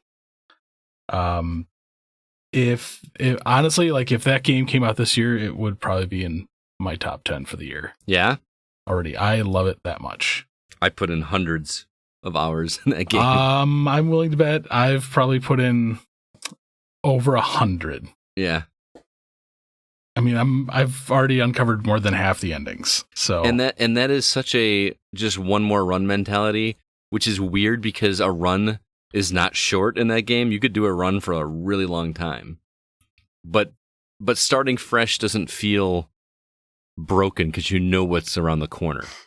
Going in those rooms and seeing what's going to happen and what item you're going to get, whether it be one you already know or a new item that you've never seen before, is so much fun. It's exhilarating to see what combination you're going to get. So yeah, between that and Grounded, like those were two that I've currently started giving a second go around. All right. But as far as the new ones, I have three, which I think one person in this group is going to love the fact that I'm going to do this. Okay. Actually, no, I've actually got four. The Witcher 3. Oh man, you got the time. With Geralt of Rivia. I was more than halfway through that game, and I'm like, I no mas. It was overwhelming, wasn't it? No, I got bored. Oh, really? Yeah, I wasn't bored. later I got off that first island and saw how big the next island was, and I was like, but map size doesn't bother me. It's how I was getting from A to B, and then I realized that there was a fast travel. Like, that's what bothered me, is the fact that for the longest time, I didn't realize it was a fast travel. So I was traveling everywhere by boat. Oh, no. That pissed me off. And then I stopped playing, and somebody's like, you can fast travel, right? And I'm like, I hate this game. Between that and then another RPG that I need to finish is Dragon Age Inquisition. Okay. Good game. Very good game. I played 35 minutes of that game. That's not a lot. And as far as I get. And then stopped. I learned a lot about that game this week. With Blood, Sweat, and Mm-hmm. Pixels? Mm-hmm. Okay. Yeah. So definitely need to get back to those. But I think I'm going to finally give Dark Souls a fair shake. Hey, it's on my list as well. Did you see Chris Owens actually posted in our Facebook group this week that he started it? Yeah. I actually, when he posted it, I put it in the comment. I said I give it 45 minutes, and then he texted me later and said 46 minutes. Yeah, I've owned Dark Souls 1, 2, and 3, and 2 and 3 are still sealed. Yeah. So, yeah, I definitely need to pick that up. But and then finally, this one is for Zack. I went out and bought Bloodborne today. Oh, really? Oh, the superior Dark Souls. So I've never played it. It's definitely something that I'm like, if I'm going to go Dark Souls for a bit, I'm going full bore. Well, you may as well go with the best one, which is Bloodborne, of course. But I guess it really comes down to if you prefer how you prefer your combat. Like, I prefer my combat fast and close, whereas Dark Souls is a little bit more slow and considered. Yeah, see, I like fast and close. Like, that's how I play every game. I think I'm going to like Dark Souls better, honestly. Yeah, Sword and board. Bloodborne is cool because if you get hit and you just get right back into the combat, you can actually get some of your health back. If you attack them with like a couple second window, you get part of your health back that they took, which is awesome. Like, it just incentivizes you to stay at it. Okay. Interesting. I mean, I actually went through my achievement list, and there's a staggering amount of games that I just kind of abandoned. Vampire. Yep. I remember that. Yeah, man. I got like 8 hours into that game, and I just stopped it. I don't know why. I was liking it. I full on abandoned that. Sekiro. I full on. The last time I played Sekiro was when we were at Stoy's house for that Half-Life, like Stoy's actual house for that Half-Life event, the Extra Life you event. Let's say Half-Life. Gordon Freeman's entering my mind. Yeah, right. It's like, but yeah, that was the last time I touched Sekiro, I loved that story. Did you? Yeah, that was the first one of those games from Made that had like a proper story. Oh yeah. Yeah. All right. So CB, that's quite a list. Zach, what about you? Well, I'm going to get the ball rolling with Silly Willie's comment, who said, I wanted to like Final Fantasy 7 and 15, but for some reason, just couldn't get into them. I think at the time there were other things I wanted to play, so that probably was the reason I quit, but I have both still and will probably give them another try after I finish the Mass Effect trilogy again. This, to me, brings up the biggest problem with me is that 7 15 are long games, and that's probably where I get turned off of games the most, is the time you put into them. Right. Because you... Like The Witcher 3 is a game I often think, I should go back and play that because I like The Witcher 2 a lot. But then I remember, seeing the world map after that first area and going, no, this ain't for me. Which is funny because when we were kids and we saw a world like that, we would have like creamed our pants. You know what I mean? Like, just like, because that would have filled out an entire summer for us. I wondered, but when I was a kid, I loved replaying games. Like, that was so fun to me. There was like, I did not move on from a game until I had beaten it twice. Oh, really? There's just something about revisiting a text that speaks to me. So I do often wonder, I'm like, but like, would I though? Because even as a kid, I wanted to replay games. But anyway, Final Fantasy 7 is a game I wish I had finished properly. Because I've seen it played through a few different times, but I've never actually played it all the way through myself. Oh, really? That surprises me.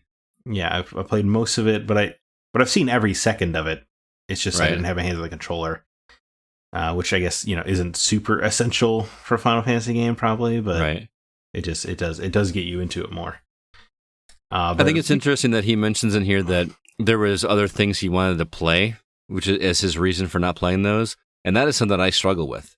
Is a lot of the reason why I don't finish some games is there's something else that just captures my attention, and I just have a hard time going back to a game after I haven't played it. Especially when you're talking about a game like like if I were to go play The Witcher 3 right now, I would not have a clue how that combat works, or my inventory. The inventory in Witcher 3 was insane. Even more complicated than Skyrim. Which they have patched. Have they? Okay. Yeah, that was one of the big patches, and they changed the way Geralt moves. I remember was one of the big updates as well. All right, good to know.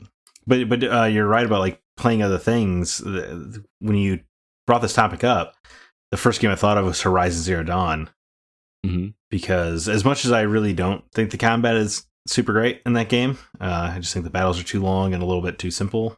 They're long for no reason. But I do want to get back there because it was such a cool world and setting, and Aloy's awesome. But I was rushing through it because I wanted to play Breath of the Wild and Automata, because they were those three juggernaut games all came out at the same time. It was just such a busy time. And then, no offense to Horizon, but even if I liked it as much as everyone else, Breath of the Wild just changed things, it was such a huge game that first time you played it, it would have made Horizon look bad no matter what. So I think I played them in that order as well. Yeah, Horizon is a game I did beat, but I do want to revisit it for sure and give it a fair shake. But then Sekiro is another big one for me, because I got 30 hours into it, and I probably got distracted with something else, and that's just not a game designed to be jumped back into. Yeah. It was I already thought it was the hardest From game for me and my sensibilities, so just going back to it after a pause is I gotta restart it. That's the only way it's gonna happen. Yeah, so I mean, those are the big ones for me. There are a lot of games where I think I want to replay them, like Red Dead 2, but I know it's just not gonna. I think Jordan mentioned, or not Jordan, was it Jordan or Sean Coates? Yeah, Sean Coates mentioned that one, and that's another one that I'm like, yeah, I just kind of want to see what everyone's talking about, but no, no. I'm good. And I mean, I got a fair length into it, and I always make the joke of, I was 20 hours into Red Dead Redemption 2, I was still waiting for the story to start, because it's just so slow, and it doesn't need to be, right? I don't, you spent 20 hours in that world, I couldn't tell you a single character's name outside of Arthur and John and Dutch. Yep. I don't know what I did, and I mostly stuck to the story. So what the hell, what was even going on there? You finished it, didn't you? No, I have never beaten Red Dead 2. Am I the only one of our group that finished that game? I think so. You finished the second one? Yeah. I believe we're infamous for not having reviewed it on the site, I remember that. I mean, God, I will tell you, that game is a lot longer than it ever needed to be. Well, yeah, I think it's what we're saying. Yeah, well, then everyone makes fun of the fact that it has an 8-hour epilogue. Yeah. It's absurd. The main narrative ends, and they're just for another 8 hours of what would normally be an after the credits scene. That's just insane. I would rather go back and finish the first one, the original Red Dead, which I never finished. That's Red Dead Revolver? Yeah. No, not the Red Dead Revolver. Although that game actually looked a lot more fun to me. That game's arcadey goodness. Yep. Did you must know the ending though of Redemption, right, by now? Yes. Yeah. Yes. So that seems unavoidable to have missed. Well, it's kind of tied in at the. Well, again, it's not really. Yeah, Red Dead 2 is a prequel. Right. Yeah. But I mean, I don't know. I just feel like I would be better off with that, just because. But like you said, the ending is ruined for me. I got as far as Mexico. Yeah, I think it's we've where talked a about lot of people got turned off. And I was just like, again, same thing with Witcher, where like you think you know the size of the map, and then all of a sudden here's the real map, and like, all right, I think I'm good. But you can beat the campaign of Red Dead Redemption in like 20 hours. It's not unmanageable the way its sequel is, or The Witcher. Right. And it's also just an incredible story. Although Mexico is the worst part because they have to make John act pretty dumb to make the plot work there, whereas the rest of the game he is not that dumb. Gotcha. I went with a comment from Brandon Smith, who said the Mass Effect trilogy was my big one until finally playing the Legendary Edition just recently. I had previously tried to get into the first game, but just couldn't. The remaster really helped. I am so glad I gave this another chance. The only one that comes to mind right now is Witcher 3. I started that game well over a year ago, but didn't get terribly far. Ironically, the last day that I played it, I was at a really high point in my enjoyment of the game. I remember thinking, I'm really liking this. I'm definitely going to be putting a lot of time into this. And then I literally never fired it up again. Don't know why, I just got distracted by other things, and after a while, the thought of trying to pick it up where I left off felt overwhelming. But I haven't uninstalled it. That game is taking up the biggest chunk of unused space on my PC currently. I feel that pain as well. So yeah. Games that dense, if you don't play it for like 3 days, you just kind of get in your head, you're like, I'm not going to be able to get back into it. Right. You know, and then it's a weird psychological thing. And you talk yourself out of playing this thing that you were loving. You almost have to make it your second job while you're playing those kind of games to get through them. Well, it's also difficult. You know, I know I don't really have to do this, but part of me makes me feel like I should be playing something new every week to talk about, you know, which was kind of liberating when I went back and just played Fallout 3, which is stupid outside of sheer enjoyment. Like, there's nothing I can do with replaying Fallout 3. I can't get any more achievements. I can't talk about it every week on the show. You know what I mean? Yeah, you can. Please do. Yeah. You can think so? You can always play New Vegas. I don't know, man. I listen to other podcasts and when the guys talk about the same game every week. I mean, some of them aren't story related, but you know, these multiplayer games that they talk about every week. I love the little updates you get. Do you? Okay. Yeah, I mean that's me. I don't know. Maybe we should take a poll. Maybe. But so Mass Effect is one of those games on my list, or one of those trilogies on my list we've talked about for sure. And I feel like that's where I need to go next after I finish getting caught up on my written reviews, is I feel like I need to jump into Mass Effect and just finish that story and see what brilliance there is in 2. But I had several other titles. I had a bigger list than you guys, apparently. But Journey, although that's kind of a cheat because I did finish that game because it's not very long. But I feel like I played that game. I was hyped up for it being something that it wasn't, which is why I think I was turned off by that game more than it being a poor game. You know, I kind of want to give that. I'm sorry, just similar themes maybe reminded me that I needed to replay Dragon Age Inquisition for the same reason. Yeah, because I thought you liked Dragon Age Inquisition. I like it, but I love Dragon Age 1 and 2. But that game was one thing in my mind and then a different thing in practice. Like they really Elder Scrolls'd it. Mm-hmm. But I would love to replay it, knowing that going in, you know, knowing what to expect, and then also finally doing the DLC.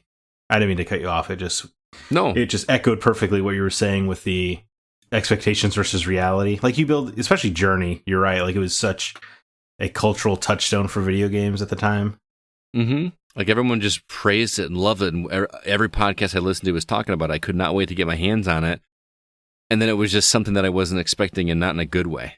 I just felt so let down by like this incredible moment at the end that was so powerful to so many people, and all I was doing was pressing up on my joystick. Yeah, the ending didn't do anything for me in Journey either. I like the game, but I like the build up and the payoff for sure. Right. It was about the journey, not the destination for me. Maybe that's what they're going for. You like that? I do like that. Another one I had on here was Grand Theft Auto 4. Oh, great game. Tremendous game. Which is a game I started.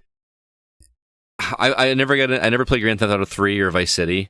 So Grand Theft Auto 4 was my first game into the Grand Theft Auto universe, or whatever you want to call it. That's a hell of a starting point. Well, yeah, but I didn't understand what it was. I'd never played a Rockstar game. So me being the story development guy and side quest guy just started doing whatever on the side. So I wound up in a bowling alley on a date with a girl. Yeah. And I'm like, this is the game? Like, I don't know. That's why 4 is a weird place to start, because that was the one that like tried to simulate life the most. Right. Because you would get called up for hangouts and dates, and you would just go hang out with people and bowl, or the story is such a smaller scale than the rest of them. Like you don't like the most extravagant it gets is a bank heist. Like it's just not the over the top kind of game the rest are. Right. What a fascinating place to start with Grand Theft Auto. And it didn't work for me though. And then what's funny is then I went and finished Grand Theft Auto 5, which is a great game, but it was very dark, man. That game was. It's funny because I've never finished 4 or 5. Oh, really? But 1, 2, 3, Vice City, I did. See? I never even touched those. I beat 5 on PS3 and PS4. Really? Yeah, I think 5 is great. I like 4 more, but 5 is impressive from a technical standpoint, especially for when that game came out. It was insane. That was on the PS3 is ludicrous. Yeah. Another one I put on my list is Assassin's Creed Liberation. Oh, the Vita one. Right, which they did bring to Xbox. I actually own that game because they did port it there. And when I fired it up, I don't know what it was. I must have just finished another Assassin's Creed game or something, but I was just tapped out on the open world. You know how that works when you play an open world game and then you just going to another open world game is not a good idea right when you finish another one? Well, especially in Ubisoft would be tough. Right. So that's one that I hear the story is really great on that one. But that's a very good Assassin's Creed. That was the last Assassin's Creed I loved. Really? Because after that was Black Flag, where it started going downhill for me. Although that is a game angry that I do want to replay, because that's another case where like they almost like made fun of the modern day story in 4, which really annoyed me. Where they like turned it into a video game development studio. Remember that? I thought it was clever. I thought it was taking a leak on the franchise's lore, but I would like to replay it and just I'm already disappointed by it, so I just could experience Edward's story a little bit more. It was a cool story. Feel like the three of us need to pick one game for each of the other people and be like, you have to finish this by the end of the year. That'd be fun, actually. That's compelling. Yeah, I like that. You want me to finish my list before you pick one for me? Oh, do we have to pick on the air? Ooh, that feels awfully accountable. No, not necessarily. We don't have to. Oh, no. It's a requirement. Is it? He's laying down the hammer. Don't hate me, Zach, but Bayonetta is a game that I never finished. The first Mostly, either of them. I've never finished either of the two Bayonettas. Mostly because I am just terrible at that style of game. Like, remembering those combinations, and I'm awful. I'm bad too, but I just like the story in the world so much that I do like the story in the world, and I like the character. She's just a very entertaining character to watch, and not just for the naughty reasons. But I just can't remember. I can't juggle that much frenetic stuff at one time. So I would say you should just jump into the second one. Really? Yeah, because that's just on Wii U only. No, they ported it to Switch. No, did they? Okay. Yeah, you can borrow my copy. That's right. I played it with Switch. Yeah. I already said Dark Souls, but Lost Odyssey is another one. Oh, that's a good one. I loved Lost Odyssey, but I felt like towards the end of that, I got to like the last disc, and I hit a grind wall where I felt like I wasn't going to proceed. I wasn't going to get past a certain boss without doing some grinding. It was the same boss that I ran into all that too. Yeah. I don't remember, but I loved that game. That universe was so compelling to me. And then like the little book reading stuff in the middle that just felt like very relaxing. Very, very clever way to tell a story of immortality. Mm-hmm. And then I love the one character that's just like constantly drunk. Yeah. Which was super fun if you played the game in Japanese, which I did, which I thought was fun, but never finished it. Apparently we hit the same wall where we just couldn't proceed, and I just did not feel like grinding in that game. I don't know why. Grinding annoys me in JRPGs because I never run away from battle, and if the enemies are on the world map, I always intentionally counter them because I don't want to have to grind. And then if I get a grind wall, I'm like, no, now you have no respect for my time at that point. Exactly, because I'm trying to meet you halfway and do every freaking combat encounter, so we don't have to do this. Mm-hmm. You're gonna make me do it anyway? I don't think so. Yeah, that just happened in Astalon. Because you were telling me the first boss, you told me that I needed to grind a little more. Yeah, but the grind in Astalon doesn't feel egregious because along the way you can still discover things, or you just wind up going down a rabbit trail and finding something else, and then you're getting the stuff anyway. So like it never. That's what's so clever about that game is like it's not a procedurally generated world. It's just a static world that you can just not go after the boss and go do something else, and not just I don't know. When I found that bestiary dude in the hood, that was pretty cool. Yeah? Yeah, I felt really cool then. I was like, what's this guy doing here? What's going on here? Did you notice the cool thing with the bestiary? How you can kill a certain number of enemies? Have you learned that yet? I guess not. I mean, I talked to him and he gave me 800 orbs, and I was like, thank you, sir. The reason he gave you 800 orbs is because you have a list in the bestiary that says, oh, you've killed these enemies these many times, and if you kill this enemy 12 times, it's completed. And then so for every completed enemy that you check off your list and kill that many times, the next time you go visit him, he will give you 200 orbs for killing that enemy his specific number of times. So what I wind up doing for grinding is when I find a new enemy, I kill that enemy, I go off the screen, come back, kill the enemy again, go off the screen, come back, and it takes me like 5 minutes, if that, to grind, and that's it. That checks out with your level of compulsion, yes. Yes, it does. And it's a checklist. I get annoyed in that game because they show you how many enemies you've encountered and how many enemies you've actually completed. And when that number is not the same, I get super annoyed. So, yeah, I'm enjoying that game. I can't open that. It would drive me nuts. Do you have any more on your list? I do. I have two more. Sleeping Dogs is a game that on paper is one that I should absolutely play. That's like basically a Ubisoft game, just not Ubisoft, right? Yeah. And I've started it 3 different times, and I do not know why I didn't keep going, but I need to give that one another shot for sure. And then the last one is The Witness, which is a weird game, I know, and I enjoyed it, but man, those puzzles get difficult quick. And I used to talk to Robbie, former host of this show, about that game and how he would like be taking notes while he was playing it, and then when you uncover something, it just feels like this revelation, much like the revelations you talk about getting when you played Dark Souls for the first time, where the world was connected. And I've always wanted to experience that, but I just always got hung up with my lack of confidence in puzzle solving.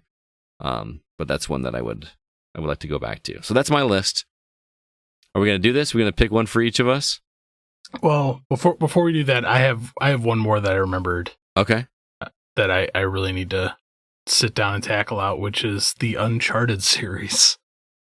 Oh man, I mean, I think that should just be like right there. I think that's the one I'm going to vote for. That's like 12 hours the whole trilogy. That's nothing. That's true. What were the other ones on your list?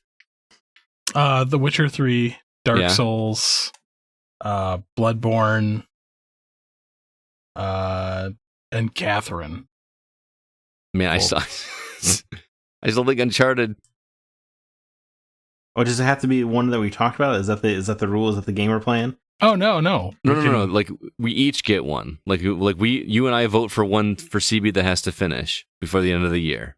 I know it's not difficult to finish Uncharted, but you could throw in Lost Legacy in there. But we're each only receiving one game assignment? Correct. Okay, so we're brainstorming a game for CB to beat. Yes, out of the ones that he listed. Okay, I mean, Bloodborne I find compelling to assign him. Mm-hmm. I feel like Uncharted is just... No, man, it's too playable. I can't get behind it. It's too playable? It's just too... I feel like that's inevitable to play those. I mean, I started 1 and stopped. I think he's getting... Do you remember why? Because I did not like the controls of 1. Were you playing it on the original PS3 or were you playing the collection? Yes, I was.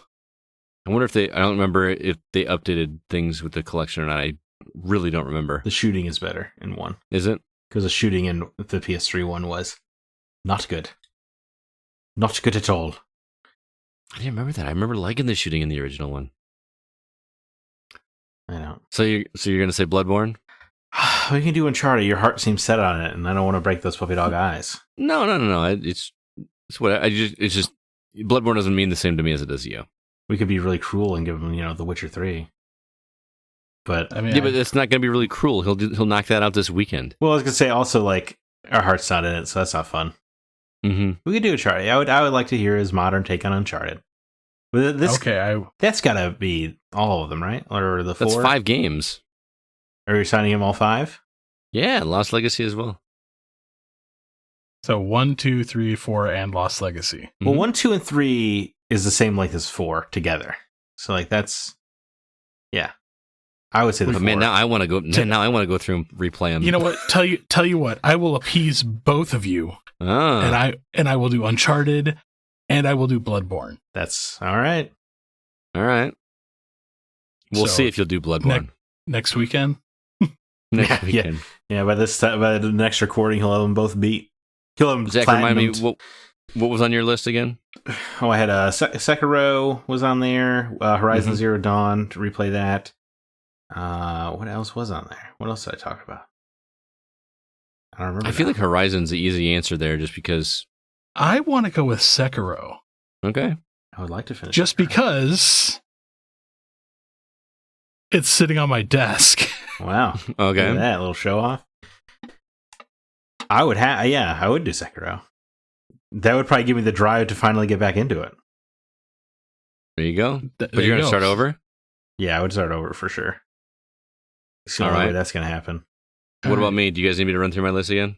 Yeah. I think Speed run through the list because I have 2 in mind, if I remember correctly. my heart is very much set on one game in particular. Mass Effect, Journey, Grand Theft Auto 4, Assassin's Creed Liberation, Bayonetta, Dark Souls, Lost Odyssey, Sleeping Dogs, and The Witness.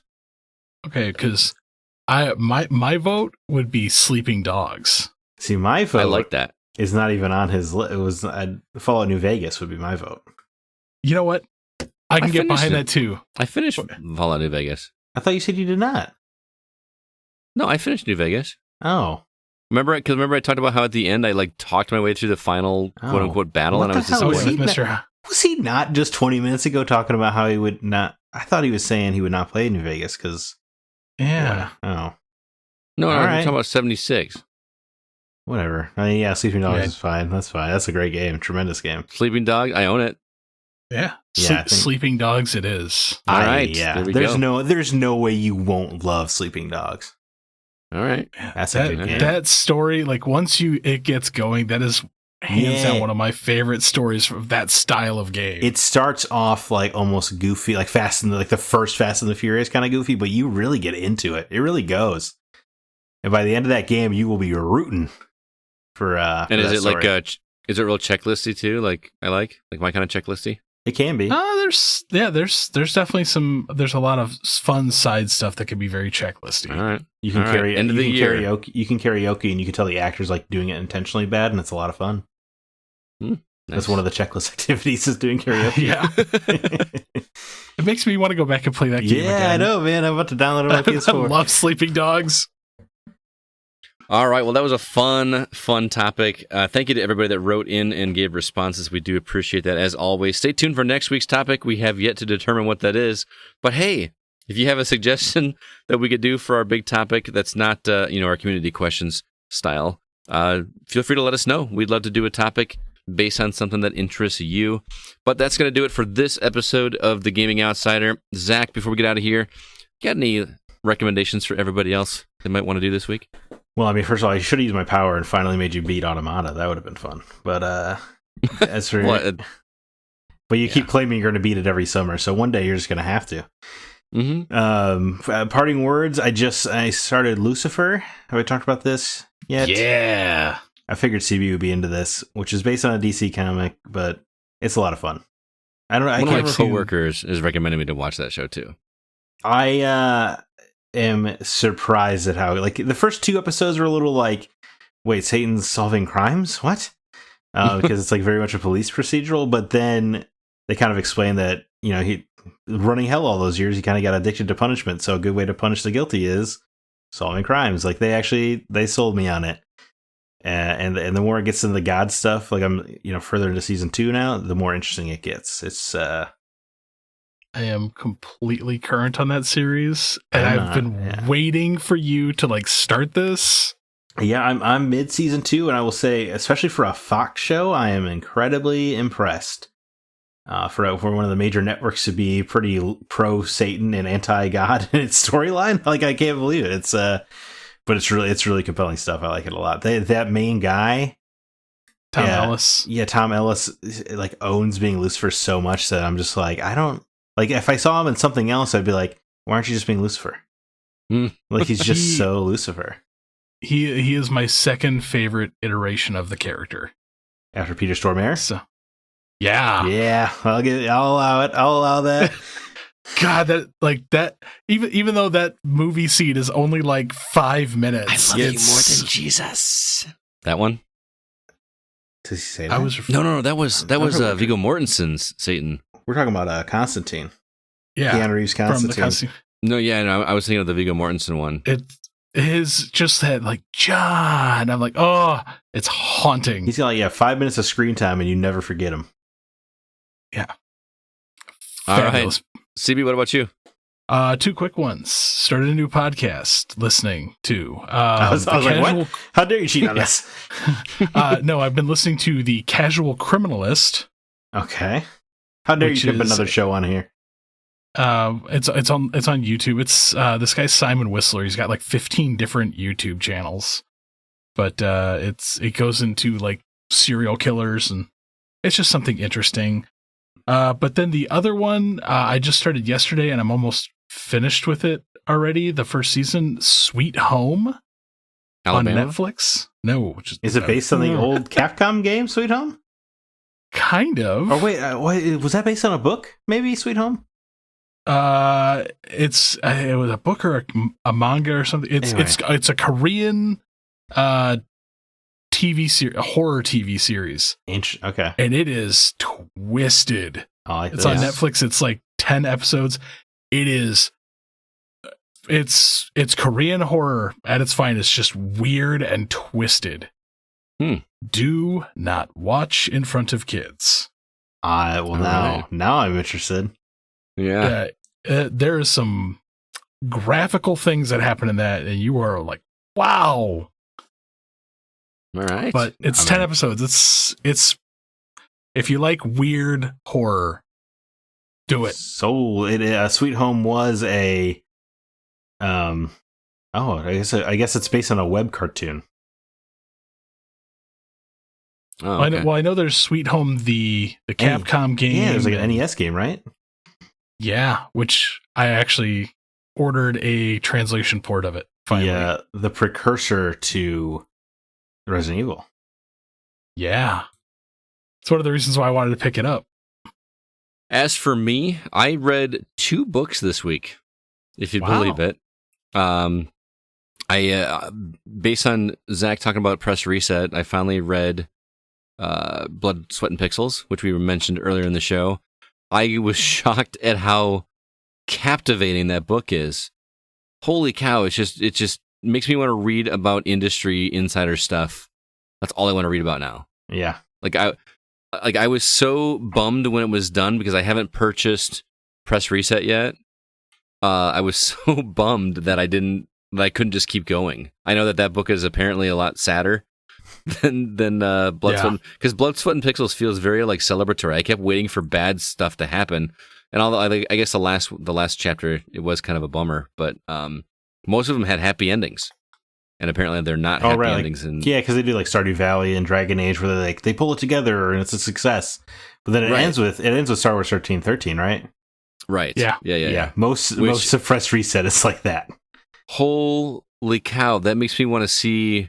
Oh, and Uncharted 4. I want to see what Amy Hennig's Uncharted 4 was. Yes, it sounded way better. Not gonna lie. Like I just want to play that game. Like, oh, it's insane. Anyway, the other one. Don't laugh at me, but I read the first book in the Harry Potter series, The Sorcerer's Stone, for the first time. For the first time, I've never read the books. Oh, okay. I watched all the movies for the first time. I got a couple of my friends, Amanda and Alyssa. God, she's a really good friend. I can't remember her name. I'm drawing a blank. Yeah, every year, you guys sound real tight. I know, right? It's Elisa.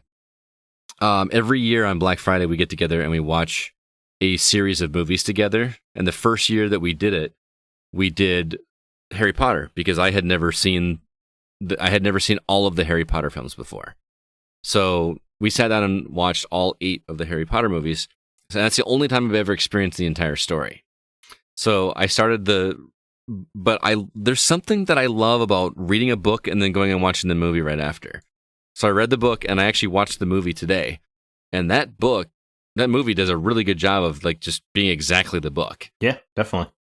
And so I'm eager to read the second one and then watch each of the movies in subsequent order. That is one of the most interesting book series. I've read all the books. Mm-hmm.